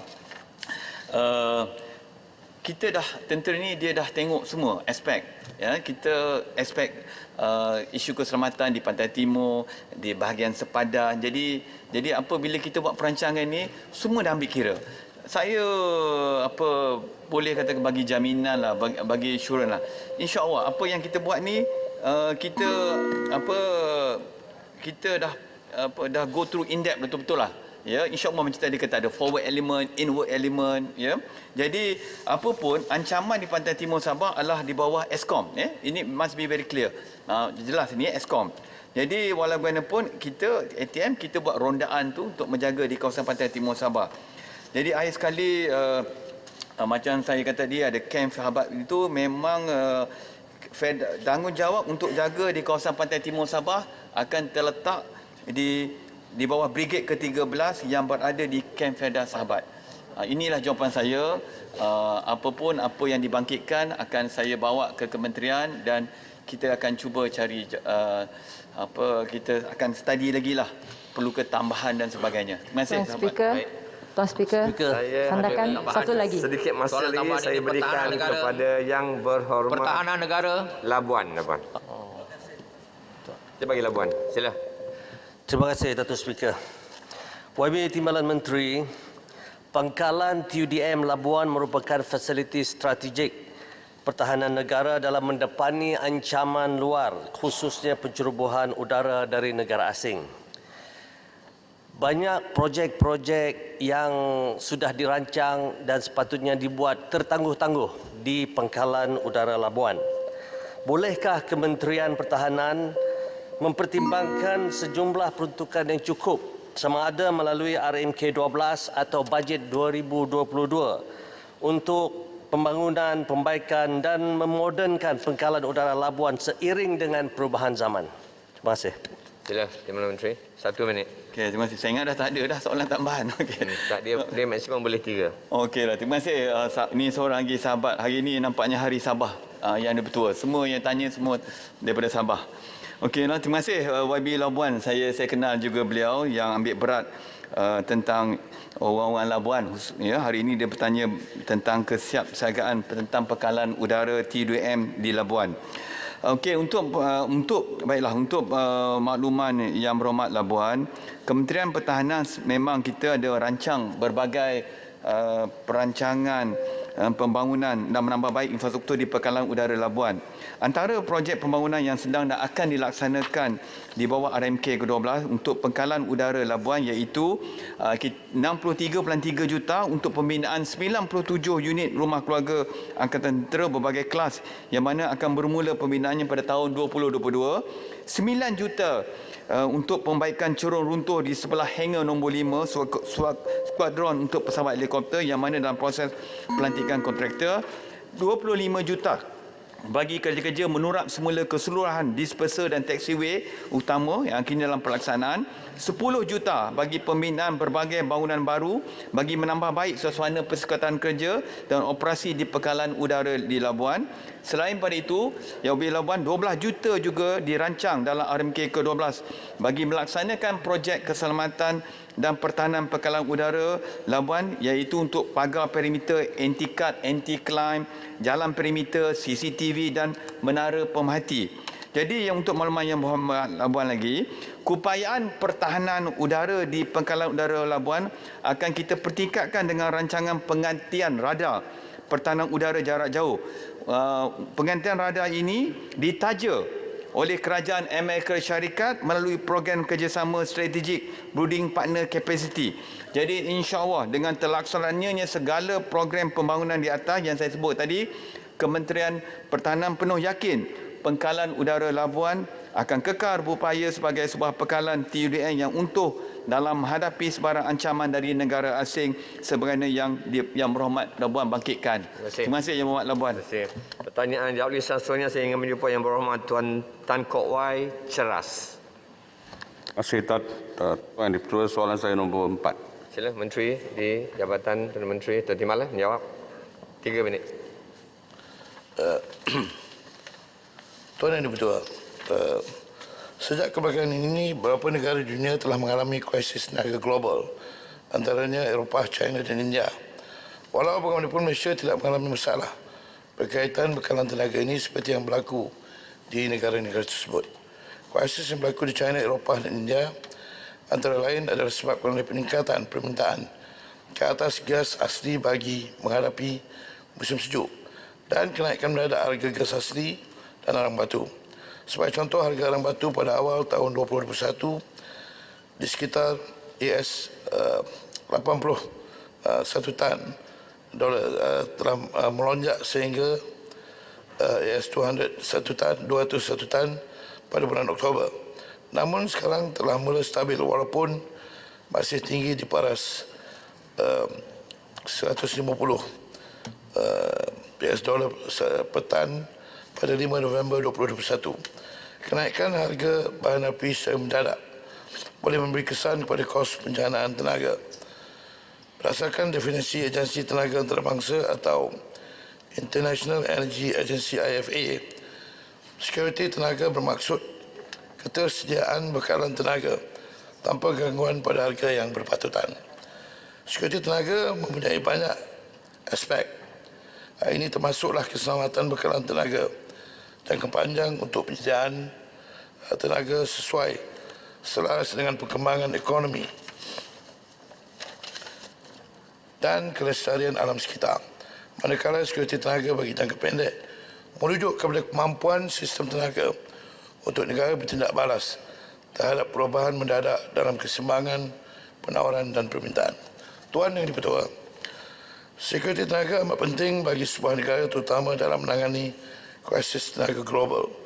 Oleh kerana kerajaan melalui unit perancangan ekonomi, Jabatan Perdana Menteri, Kementerian Tenaga dan Sumber Asli KETSA dan agensi seperti Petronas, Suruhanjaya Tenaga dan Tenaga Nasional Berhad sentiasa melaksanakan langkah-langkah yang bersesuaian bagi memastikan sekuriti tenaga adalah terjamin pada setiap masa. Untuk makluman ahli-ahli yang berhormat, jumlah bekalan tenaga di Malaysia disumbangkan oleh sumber seperti gas asli, minyak mentah, arang batu dan daripada hidro dan lain-lain sumber tenaga yang baru dan lain-lain produk petroleum. Alhamdulillah, negara kita berada dalam keadaan yang baik kerana sumber penjanaan elektrik negara telah berjaya dipelbagaikan, iaitu 47% arang batu, 41% gas asli dan 12% tenaga boleh baru termasuk hidro. Selain itu, result margin capacity terpasang elektrik di semenanjung Malaysia adalah tinggi sebanyak 38%. Kapasiti terpasang ada kira-kira sebanyak 27,000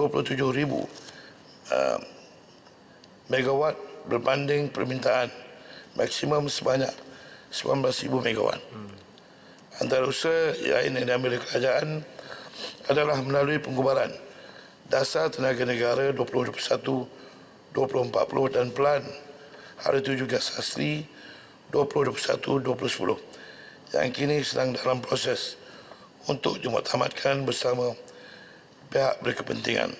Dasar tenaga negara bertujuan untuk meningkatkan daya tahan ekonomi makro dan jaminan bekalan tenaga, mencapai kesaksamaan sosial serta memastikan kelestarian alam sekitar selari dengan pertimbangan dalam trilema tenaga, iaitu jaminan bekalan, kemampuan untuk membayar kelestarian alam sekitar. Terima kasih, Menteri. Sila, Rahmat Syuras, soalan tambahan pertama.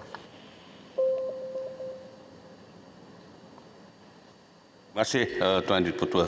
Timbalan Menteri tadi menjawab kurang bertenaga. Ingin saya bertanya, krisis tenaga global akibat kekurangan arang batu, gas adalah merupakan krisis yang benar, yang mendekat dan memerlukan perhatian serius kita. Ingin saya bertanya Yang Berhormat, sejauh manakah penggunaan tenaga yang boleh diperbarui dan yang lebih bersih seperti solar dan hidro dapat dipertingkatkan bagi mengurangkan bergantungan kepada bahan api gas dan arang batu. Dan setakat manakah pencapaian negara kita mendiversifikasikan tenaga untuk jangka masa yang panjang? Terima kasih. Terima kasih, Curas. Sila Timbalan Menteri, 1 minit. Ya. Terima kasih atas soalan tambahan tadi. Untuk makluman Yang Berhormat, krisis bekalan tenaga yang antara lain yang pernah berlaku di dalam negara kita melibatkan gangguan bekalan elektrik seperti apa yang berlaku pada tahun 1996 dan 2003. Jadi kerajaan sentiasa mengambil berat berkenaan masalah kekurangan tenaga. Pada hari ini dengan mengkaji apakah punca-punca yang menyebabkan berlakunya pengurangan bekalan tenaga seperti yang berlaku pada tahun-tahun yang saya sebutkan tadi. Jadi pada tahun 2019, bekalan gas kepada sektor elektrik telah mengalami pengurangan yang ketara. Ini disebabkan insiden-insiden seperti henti tugas tidak berjadual pelantar-pelantar gas di luar pesisir pantai Terengganu. Jadi dari segi jaminan bekalan, Petronas mempunyai apa yang disebutkan sebagai sustainability agenda, antara lain kempen untuk penggunaan karbon sifar dan juga perancangan strategik jangka masa panjang. Petronas sebagai membuka ruang untuk merokai aktiviti perniagaan yang baru, new energy yang berteraskan karbon rendah. Jadi gas asli jangka akan terus mainkan peranan yang penting dalam campuran tenaga, dan gas asli adalah sumber tenaga yang efisien. Jadi KESA juga telah memainkan peranan untuk memastikan kerajaan dapat menggunakan sebuah negara dapat menggunakan bekalan neutral carbon yang seawal pada tahun 2025. Dan KESA juga mempunyai perancangan untuk memperbagaikan program kecekapan tenaga bagi mengalahkan penggunaan elektrik secara cekap kepada pengguna-pengguna. Itu dah, Yang Berhormat. Baik. Sama-sama. Tebrau. Ada soalan tambahan kedua? Saya jemput Yang Berhormat sebelah sini, Tebrau. Sila Tebrau. Terima kasih Dato' Yang Di-Pertua. Terima kasih atas jawapan pada soalan tadi YB Celas. Soalan saya adalah sejauh manakah ya penggunaan atau kejayaan negara kita dalam usaha untuk menggunakan tenaga alternatif seperti solar atau hydro, ya. Kerana negara kita memang ada panjang masa menerima tapat matahari. Jadi negara yang paling sesuai untuk kita kan menggunakan tenaga solar. Dan soalan yang kedua, macam mana dengan tenaga yang generasikan guna biodiesel, yang negara kita pun ada banyak bahan-bahan mentah yang boleh menjana biodiesel. Terima kasih soalan saya. Saya silakan Yang Berhormat Timbalan Menteri.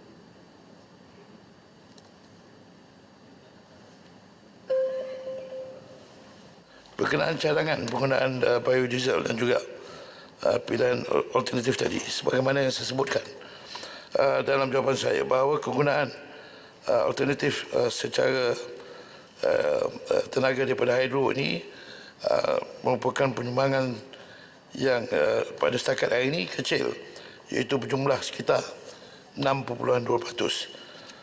Manakala dari segi pilihan lain yang dicadangkan oleh Yang Berhormat tadi adalah antara pilihan-pilihan yang saya percaya sebagai alternatif daripada pilihan utama seperti gas asli dan minyak mentah serta arang batu.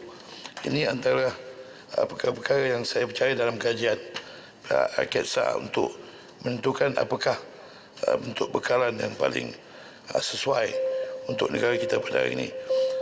Walaupun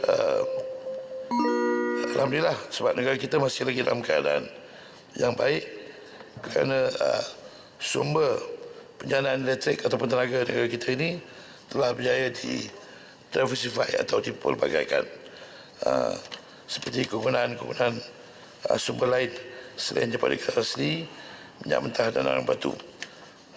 Itu saja jawapan saya, Muhammad. Terima kasih. Tuan Speaker. Ya, Bakri boleh ringkas tak? Tak nak ada argument ya sebab kita baru cover 4 soalan je. Ya. Tuan Speaker, saya nak tanya Menteri, apakah sedia kita tahu bahawa industri tenaga hijau adalah satu industri yang baik. Kalau kita boleh meningkatkan industri ini, kita boleh meningkatkan pelaburan swasta dan juga mewujudkan peluang pekerjaan. Apakah potensi solar kita adalah 270 gigawatt. Apakah pandangan Menteri di mana Kementerian Tenaga telah memutuskan supaya tidak mengeksport tenaga boleh baru kita kepada negara-negara jiran. Saya bagi contoh, recently mereka telah membuat keputusan untuk tidak mengeksport tenaga boleh baru ke Singapura dalam projek perintis 100 megawatt itu. Ini adalah sangat penting supaya kita boleh menumbuhkan industri tenaga hijau. Apakah pandangan Menteri dari segi ekonomi? Apakah rasional kita tidak mengeksport elektrik ini yang potensi kita memang jauh lebih banyak daripada keperluan kita? Terima kasih. Yang Muhammad. Terima kasih pada Muhammad atas soalan tambahan itu, tapi berkenaan keputusan KSA untuk tidak mengimport apa yang Muhammad sebut sebentar tadi, di luar pengetahuan saya di EPU. Tapi saya percaya sudah tentu ada asas di atas keputusan-keputusan yang dibuat. Saya akan cuba dapatkan maklumat yang lebih perinci berkenaan ketetapan yang telah dibuat oleh Kementerian Tenaga dan Sumber tersebut, dan saya akan berikan jawapan bertulis pada Yang Berhormat. Tuan Speaker, jika boleh kalau Kementerian Ekonomi ataupun EPU boleh membawa isu ini kepada KETSA kerana ini boleh mewujudkan lebih banyak peluang. Tolong jangan bahas. Yang Berhormat Tuan Haji Wan Hassan bin Muhammad Ramli. Assalamualaikum warahmatullahi wabarakatuh. Tan Sri Yang Dipertua, soalan nombor 5. Terima kasih. Yang Berhormat Timbalan Menteri, silakan. Terima kasih kepada Tan Sri Yang Dipertua. Terima kasih kepada sahabat saya Dungun. Untuk makluman ahli yang berhormat dan ahli Dewan sekalian, kerajaan dalam memacu negara menjadi hub industri halal bertaraf dunia sentiasa prihatin kepada aspek yang berkaitan dengan halal, termasuklah aspek perundangan dan usaha-usaha penyelarasan dan pemantapan peruntukan undang-undang mengenai proses, prosedur serta kawalan pensijilan halal untuk seluruh negara sedang giat dijalankan bagi memperkasakan industri halal. Asas rujukan pensijilan halal Malaysia adalah berdasarkan kepada Malaysian Standard Akta Perihal Dagangan 2011, Akta Makanan 1983, Akta Binatang 1953, Semakan 2006, Akta Makanan Haiwan 2009, fatwa yang berkuat kuasa dan akta atau peraturan-peraturan yang berkaitan dari semasa ke semasa berdasarkan kepada terma dan intipati daripada akta, fatwa semasa dan peraturan-peraturan yang berkaitan, ia didokumentkan menjadi manual prosedur pensijilan halal Malaysia yang dikemas kini berdasarkan kepada keadaan dan keperluan semasa. Pada bulan Januari 2021, Jabatan Kemajuan Islam Malaysia telah menguatkuasakan pelaksanaan manual prosedur pensijilan halal Malaysia domestik 2020 untuk menggantikan manual prosedur yang dikeluarkan pada tahun 2014 bagi urusan pensijilan halal di Malaysia. Sebagai langkah untuk memperkasakan perkhidmatan halal, JAKIM juga telah memperoleh akreditasi ISO IEC 17065 sebagai badan pensijilan halal yang diiktiraf dunia. Kerajaan juga sentiasa berusaha untuk menambah baik sistem penyampaian perkhidmatan kerajaan dengan menyemak dan mengkaji prosedur-prosedur pensijilan halal, standard Malaysia serta peruntukan undang-undang berkaitan halal dan sistem-sistem serta aplikasi yang tersedia di semua agensi yang berkaitan bagi memastikan ia mencapai objektif perkhidmatan.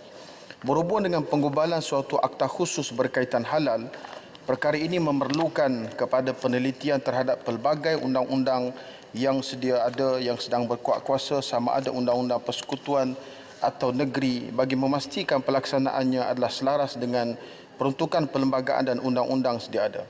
Buat masa ini, kerajaan berpandangan bahawa penggunaan undang-undang sedia ada seperti Akta Perihal Dagangan 2011, undang-undang subsidiari di bawahnya iaitu Perintah Perihal Dagangan, Perakuan dan Penandaan Halal 2011 dan Perintah Perihal Dagangan Takrif Halal 2011 serta enakmen di negeri-negeri masih relevan dan memenuhi kehendak serta keperluan semasa.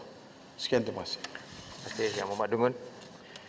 Terima kasih Tan Sri Ketua. Terima kasih Timbalan Menteri atas jawapan.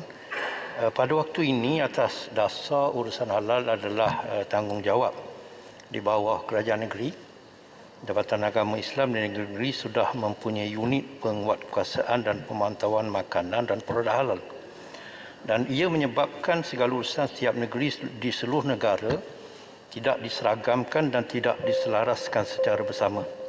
Soalan saya, sama ada akta halal ini dalam perancangan untuk diglobal atau tidak? Adakah wujud sesi libat urus dan bantuan secara langsung? Contohnya tenaga kerja dan kepakaran teknikal antara JAKIM dan unit penguatkuasaan dan pemantauan makanan dan produk halal di Jabatan Agama Islam di setiap negeri. Terima kasih Tan Sri Ketua. Terima kasih. Silakan Yang Mohd. Terima kasih kepada Yang Mohd Dungun, soalan yang sangat spesifik. Cadangan untuk mewujudkan akta halal ini perlu diteliti dari segi kesesuaian pelaksanaannya dan hendaklah selaras dengan peruntukan perlembagaan dan undang-undang sedia ada. Akta Perihal Dagangan 2011 dan perundangan subsidiari telah dianggap sebagai perundangan utama mentadbir industri halal Malaysia. Walaupun akta ini adalah di bawah bidang kuasa KPDN HEP, ia mengandungi peruntukan yang menggariskan peranan penting JAKIM. Seksyen 29 APD 2011 telah memberi kuasa kepada Menteri KPDN HEP bagi melantik pihak berkuasa berwibawa untuk mengeluarkan sijil dan logo halal di Malaysia. Melalui Perenggang 3 Perihal Perintah Dagangan, Perakuan dan Penandaan Halal 2011, Menteri KPDN HEP telah menamakan JAKIM pihak berwibawa tersebut. Dan dari sudut pentadbiran dan pengurusan halal melalui Perenggan 7.2 Perintah Perihal Dagangan, Perakuan dan Penandaan Halal 2011 telah memperuntukkan Ketua Pengarah JAKIM boleh membuat prosedur perkeliling dan standard bagi melicingkan dan memantapkan pengurusan dan pentadbiran halal. Mengenai libat urus dalam kalangan agensi antara JAKIM dan unit pemantauan dan penguatkuasaan agama negeri, perkara ini telah pun dilakukan semenjak tahun 2011 lagi berdasarkan kepada beberapa keputusan dasar dan salah satunya berdasarkan kepada keputusan Majlis Raja-Raja kali ke-224 bertarikh 16 Jun 2011 terhadap keputusan penyeragaman pensijilan halal bersama JAKIM dengan Majlis Agama Islam Negeri dan Jabatan Agama Islam Negeri. Selain daripada itu, satu inisiatif yang aktif yang dilakukan oleh KPDN HEP sekarang ini telah menubuhkan jawatankuasa penyelarasan perundangan dan penguatkuasaan halal yang melibatkan semua agensi kerajaan dan Jabatan Agama Islam negeri-negeri dalam menangani isu penyelarasan dan tindakan berkaitan penguatkuasaan dan peruntukan undang-undang yang melibatkan perakuan dan penandaan terhadap makanan dan perkhidmatan menggunakan ungkapan halal. Sekian, terima kasih. Jerai. Bukit Bintang. Terima kasih Tan Sri Yang Di-Pertua. Soalan tambahan. Membantangkan syarikat-syarikat makanan bukan Islam sering menjadi bangsa provokasi NGO Islam mengenai logo halal, sedangkan syarikat-syarikat tersebut mempunyai sijil halal. Kerajaan tampaknya membiarkan saja dan syarikat makanan bukan Islam dianai. Bolehkah kerajaan bantu mempertahankan dari serangan ini? Terima kasih. Terima kasih. Yang Mohd. Terima kasih Yang Mohd Bukit Bintang. Sebagaimana yang saya sebutkan di permulaan jawapan tadi, bahawa sesiapa sahaja ataupun mana-mana syarikat yang mematuhi manual standard untuk persijilan halal ini, mereka layak untuk mendapat sijil halal. Dan sebahagian besar daripada syarikat-syarikat yang mendapat persijilan halal ini termasuk syarikat di kalangan bukan Bumiputera dan tidak berbangkit soal diskriminasi walaupun syarikat-syarikat itu berdepan dengan desakan dan tindakan daripada pelbagai NGO. Apa yang paling penting, kita ikut apa yang telah pun ditetapkan oleh kerajaan dan kerajaan sentiasa ikut kepada prosedur yang telah pun ditetapkan dan semua rakyat dan negara kita termasuk titi perniagaan yang bertaraf apa sekalipun mereka tetap untuk berhak mendapat persijilan halal. Terima kasih. Terima kasih. Tambahan. Saya nak Tumpak minta satu yang maaf, saya nak ke soalan ke-6 sebab hari ini baru 5 soalan.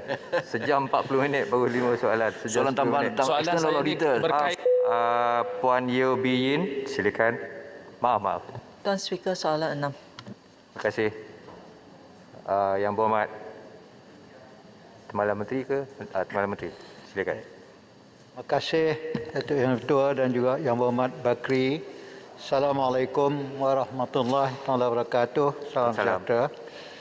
Tuan Yang Ketua, polisi terkini Kementerian Alam Sekitar dan Air melalui Jabatan Alam Sekitar dalam pengawal seliaan buangan terjadual dengan langkah-langkah adalah seperti berikut. Polisi 1, bagi pelaksanaan premis yang ditetapkan bangunan terjadual.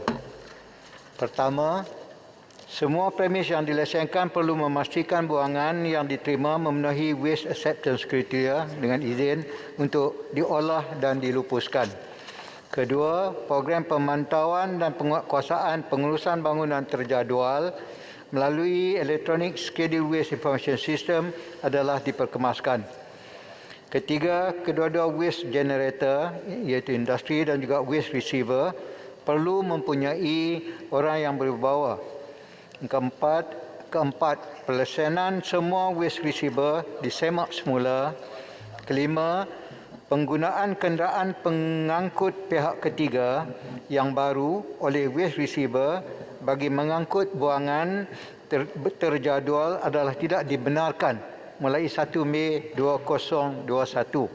Dan keenam, kesemua kenderaan pengangkut sedia ada yang dilesenkan sebagai pengangkut buangan terjadual itu pembawa yang ditetapkan buangan terjadual perlu mempamerkan identiti premis bermula pada tempoh pelaksanaan 1 Mei 2020 hingga 31 April 2021 dan seterusnya secara berperingkat. Dan ketujuh, mensyaratkan tempoh operasi pergerakan kenderaan pengangkut buangan terjadual dari jam 5 pagi hingga 11 malam dan ke-8 mensyaratkan pemasangan Global Positioning System pada kenderaan pembawa buangan terjadual. Manakala polisi kedua, dari segi pengimportan dan pengeksportan buangan terjadual, pertama, pergerakan merentasi sempadan buangan terjadual adalah tertakluk kepada prosedur prior informed consent dengan izin di bawah Convention Basel. Dan kedua, sehubungan itu mana-mana pihak yang berhasrat untuk mengimport, mengeksport atau transit buangan berbahaya hendaklah mendapat kelulusan bertulis di bawah Seksyen 34B atau Kualiti Alam Sekitar 1974. Dan ketiga, dalam buangan sehubungan ini juga pengimportan buangan terjadual bagi tujuan pemerolehan kembali dan perlupusan akhir dalam negara adalah tidak dibenarkan. Dan keempat, kementerian juga ingin menegaskan lagi bahawa pengimportan e-waste ke dalam negara adalah tidak dibenarkan. Dan kelima, pengimportan buangan terjadual dari negara-negara OEC dan juga EC adalah tidak dibenarkan selaras dengan pelaksanaan ban amendment di bawah Convention Basel. Terima kasih. Terima kasih. Yang Berhormat. Terima Tuan Speaker, tadi Menteri telah katakan memantau pergerakan sisa terjadual dengan e-Swiss. Ya. Saya nak tanya berapakah peratusan premis yang menghasilkan bahan terjadual ini sekarang telah didaftar di dalam sistem e-Swiss. Yang kedua ialah sekarang memang di Malaysia kita memang tahu bahawa takbir urus bahan kimia adalah berpecah belah. Ya. Kita life cycle bahan kimia, pembuatan, pengangkutan, penyimpanan, penggunaan, pengendalian dan pelupusan bahan kimia, kita tiada satu rangka undang-undang.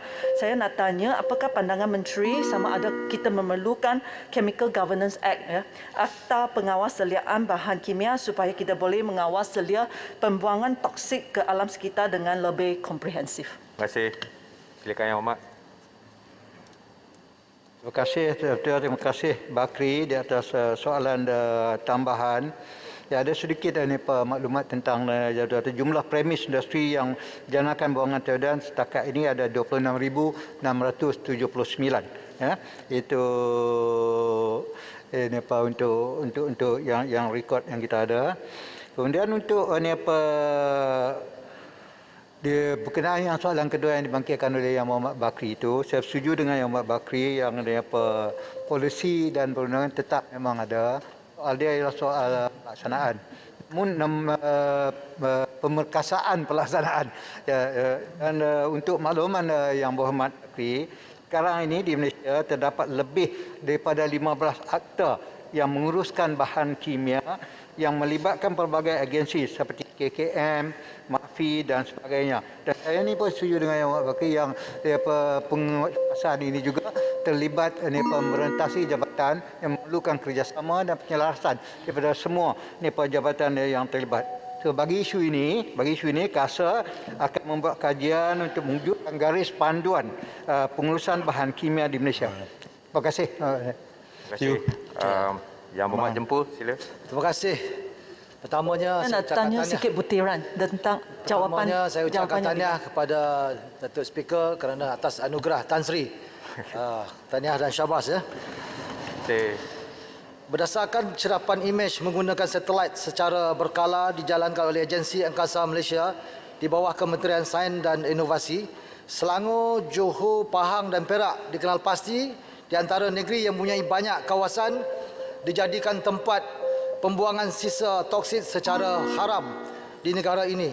Soalan saya, apakah tindakan yang kementerian terhadap hasil dapatan tersebut dan sejauh manakah kerjasama yang dilakukan oleh kementerian bersama kerajaan negeri untuk memantau dan menangani isu pembuangan bahan toksit negeri tersebut? Mohon Menteri untuk menjawab. Terima kasih. Terima kasih. Terima kasih Jempol dan terima kasih Tan Sri Speaker. Tahniah Tan Speaker di atas penganugerahan. Berkenaan dengan soalan yang dibangkitkan oleh Jempol ini, lagi berkenaan dengan isu pemengkasaan isu-isu ini. Dan saya haraplah lepas ini pihak KASA khususnya JAS akan mengambil perhatian terutama sekali sisa buangan di negeri Selangor ini.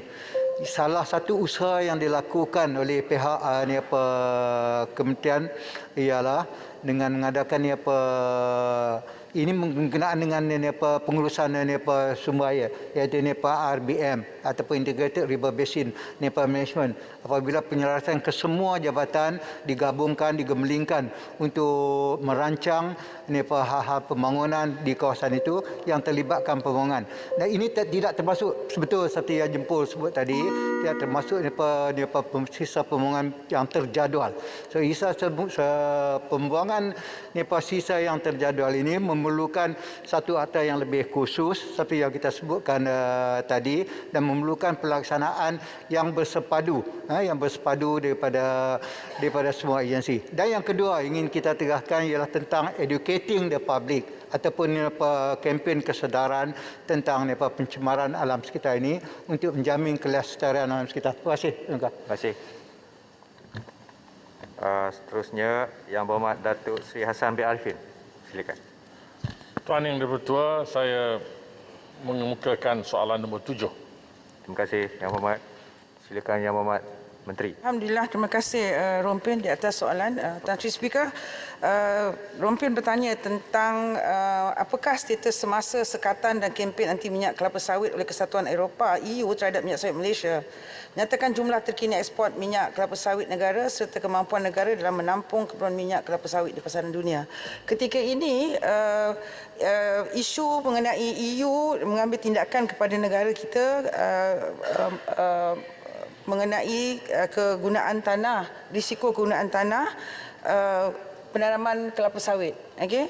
Jadi mereka EU menganggap bahawa beberapa andaian-andaian yang telah diterima dan laporan-laporan yang tidak berasas telah diterima dan membuat andaian bahawa Malaysia tidak mengikut syarat-syarat yang telah diberikan dari segi penggunaan tanah kelapa sawit, iaitu isu-isu mengenai penanaman semula, isu-isu mengenai deforestation. Jadi untuk ini kerajaan Malaysia telah membuat keputusan untuk mengambil tindakan undang-undang terhadap EU pada 1 Julai 2020 dan pada pada 15 Januari 2021 Malaysia telah memfailkan tindakan undang-undang di bawah Dispute Settlement Mechanism di bawah WTO. Nombor kes kita adalah Dispute Settlement 600. Dan lanjutan dari itu, satu konsultasi telah diadakan di antara Malaysia dan EU pada 17 Mac 2021. Dan ini tidak dapat apa-apa persetujuan dan insya-Allah ini akan dilanjutkan pendengaran ini pada hujung Januari tahun 2022. So, jadi insya-Allah saya akan menghadiri sesi ini untuk membentangkan fakta-fakta yang lebih tepat yang harus kita bentangkan kepada EU kerana andaian-andaian mereka dapat itu adalah tidak benar tentang polisi-polisi yang dijalankan atau dilaksanakan dalam negara kita. Kerana negara kita ada polisi kita tersendiri. Jadi maka EU tidak boleh impose apa yang mereka kehendakkan selagi kita dapat menepati apa yang telah diberikan garis panduan. Jadi kita tidak mahu bully tactics ini digunakan kepada negara kita dan jadi oleh kerana itu kita bukan negara calang-calang. Malaysia melaksanakan SDG, melaksanakan ESG dan ini telah kita laksanakan bahawa kita threshold untuk kegunaan tanah hutan untuk tanaman kelapa sawit adalah sebanyak telah diletakkan threshold seluas 6.5 juta hektar. Jadi di situ ada panduan yang mana setiap kali tanaman kelapa sawit itu dituai dan harus digantikan balik dan ianya akan dibuat dari sistem penggiliran dan sebagainya. Jadi ini amat terkawal dan kita punya sistem sendiri yang mana mereka telah menerima report-report yang tidak berasas dan tidak ada qualification dan tidak ada quantity, tidak quantified. Jadi ini harus kita bawa ke tengah ke sidang yang akan datang pada Januari 2022 insya-Allah untuk memastikan bahawa EU mendapat maklumat yang lebih tepat. Terima kasih. Terima kasih. Yang Mohd soalan tambahan pertama. Terima kasih Imam Menteri. Semasa Malaysia mengeksport getah utama negara, pusat penyelidikan getah di London. Dari segi akalnya tidaklah mensabah dibuat di London. Apa salahnya pusat penyelidikan kelapa sawit ini dibuat di Eropah juga? Sama ada di Germany ataupun di Perancis. Dengan mengemploy saintis-saintis di kalangan orang Eropah dan sendiri. Jadi kebaikan-kebaikan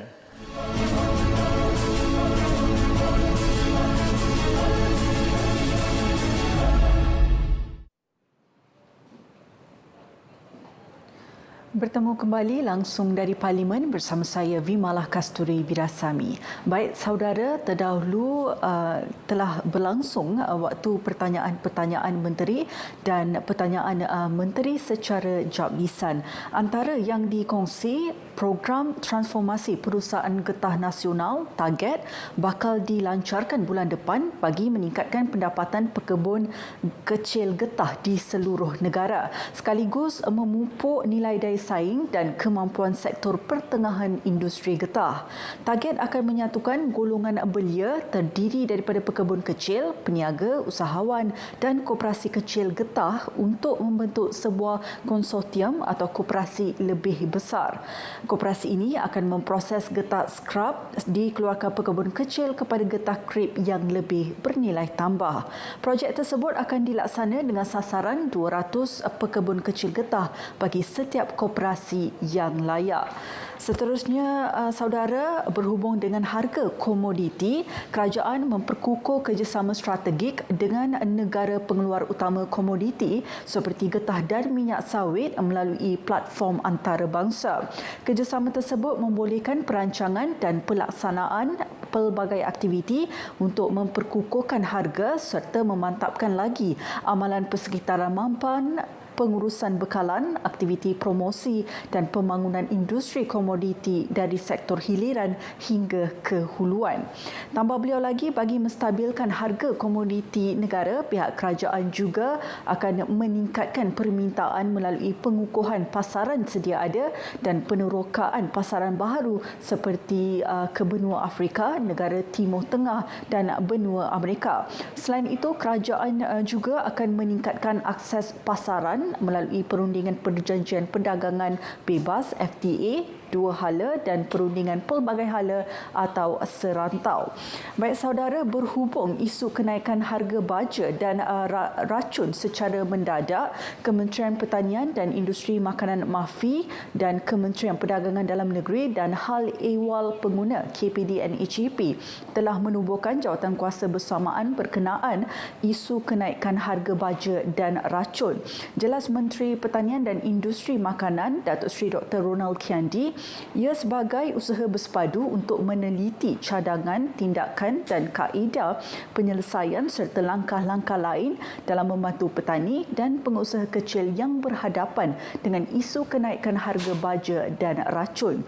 Tambah beliau lagi, antara yang menjadi punca kenaikan harga baja dan racun berikutan bekalan baja dan racun berkurangan di pasaran dengan permintaan sentiasa berterusan daripada petani. Datuk Seri Dr. Ronald menjawab pertanyaan ahli Parlimen Jerantut. Baik saudara, berhubung Undang-Undang Pemberi Maklumat, kerajaan sedang membuat kajian untuk meminda pindaan perundangan berkaitan pemberi maklumat di bawah Akta Perlindungan Pemberi Maklumat 2010 Akta 711. Menteri di Jabatan Perdana Menteri Parlimen Undang-Undang Datuk Seri Dr. Wan Junaidi Tuanku Jaafar menyatakan hasil kajian dan parameter bagi cadangan penambahbaikan Akta 711 dijadual akan dibentangkan kepada Jemaah Menteri pada bulan depan. Baik saudara, untuk rakaman penuh Dewan Rakyat hari ini, anda boleh saksikan berita Parlimen 10.30 malam nanti. Baik, anda juga boleh terus mengikuti sidang Parlimen ini di laman sesawang RTM Parlimen, myclick.rtm dan juga RTM Mobile. Sekian laporan langsung dari Parlimen. Lindung diri, lindung keluarga kita, keluarga Malaysia. Sekian, salam hormat.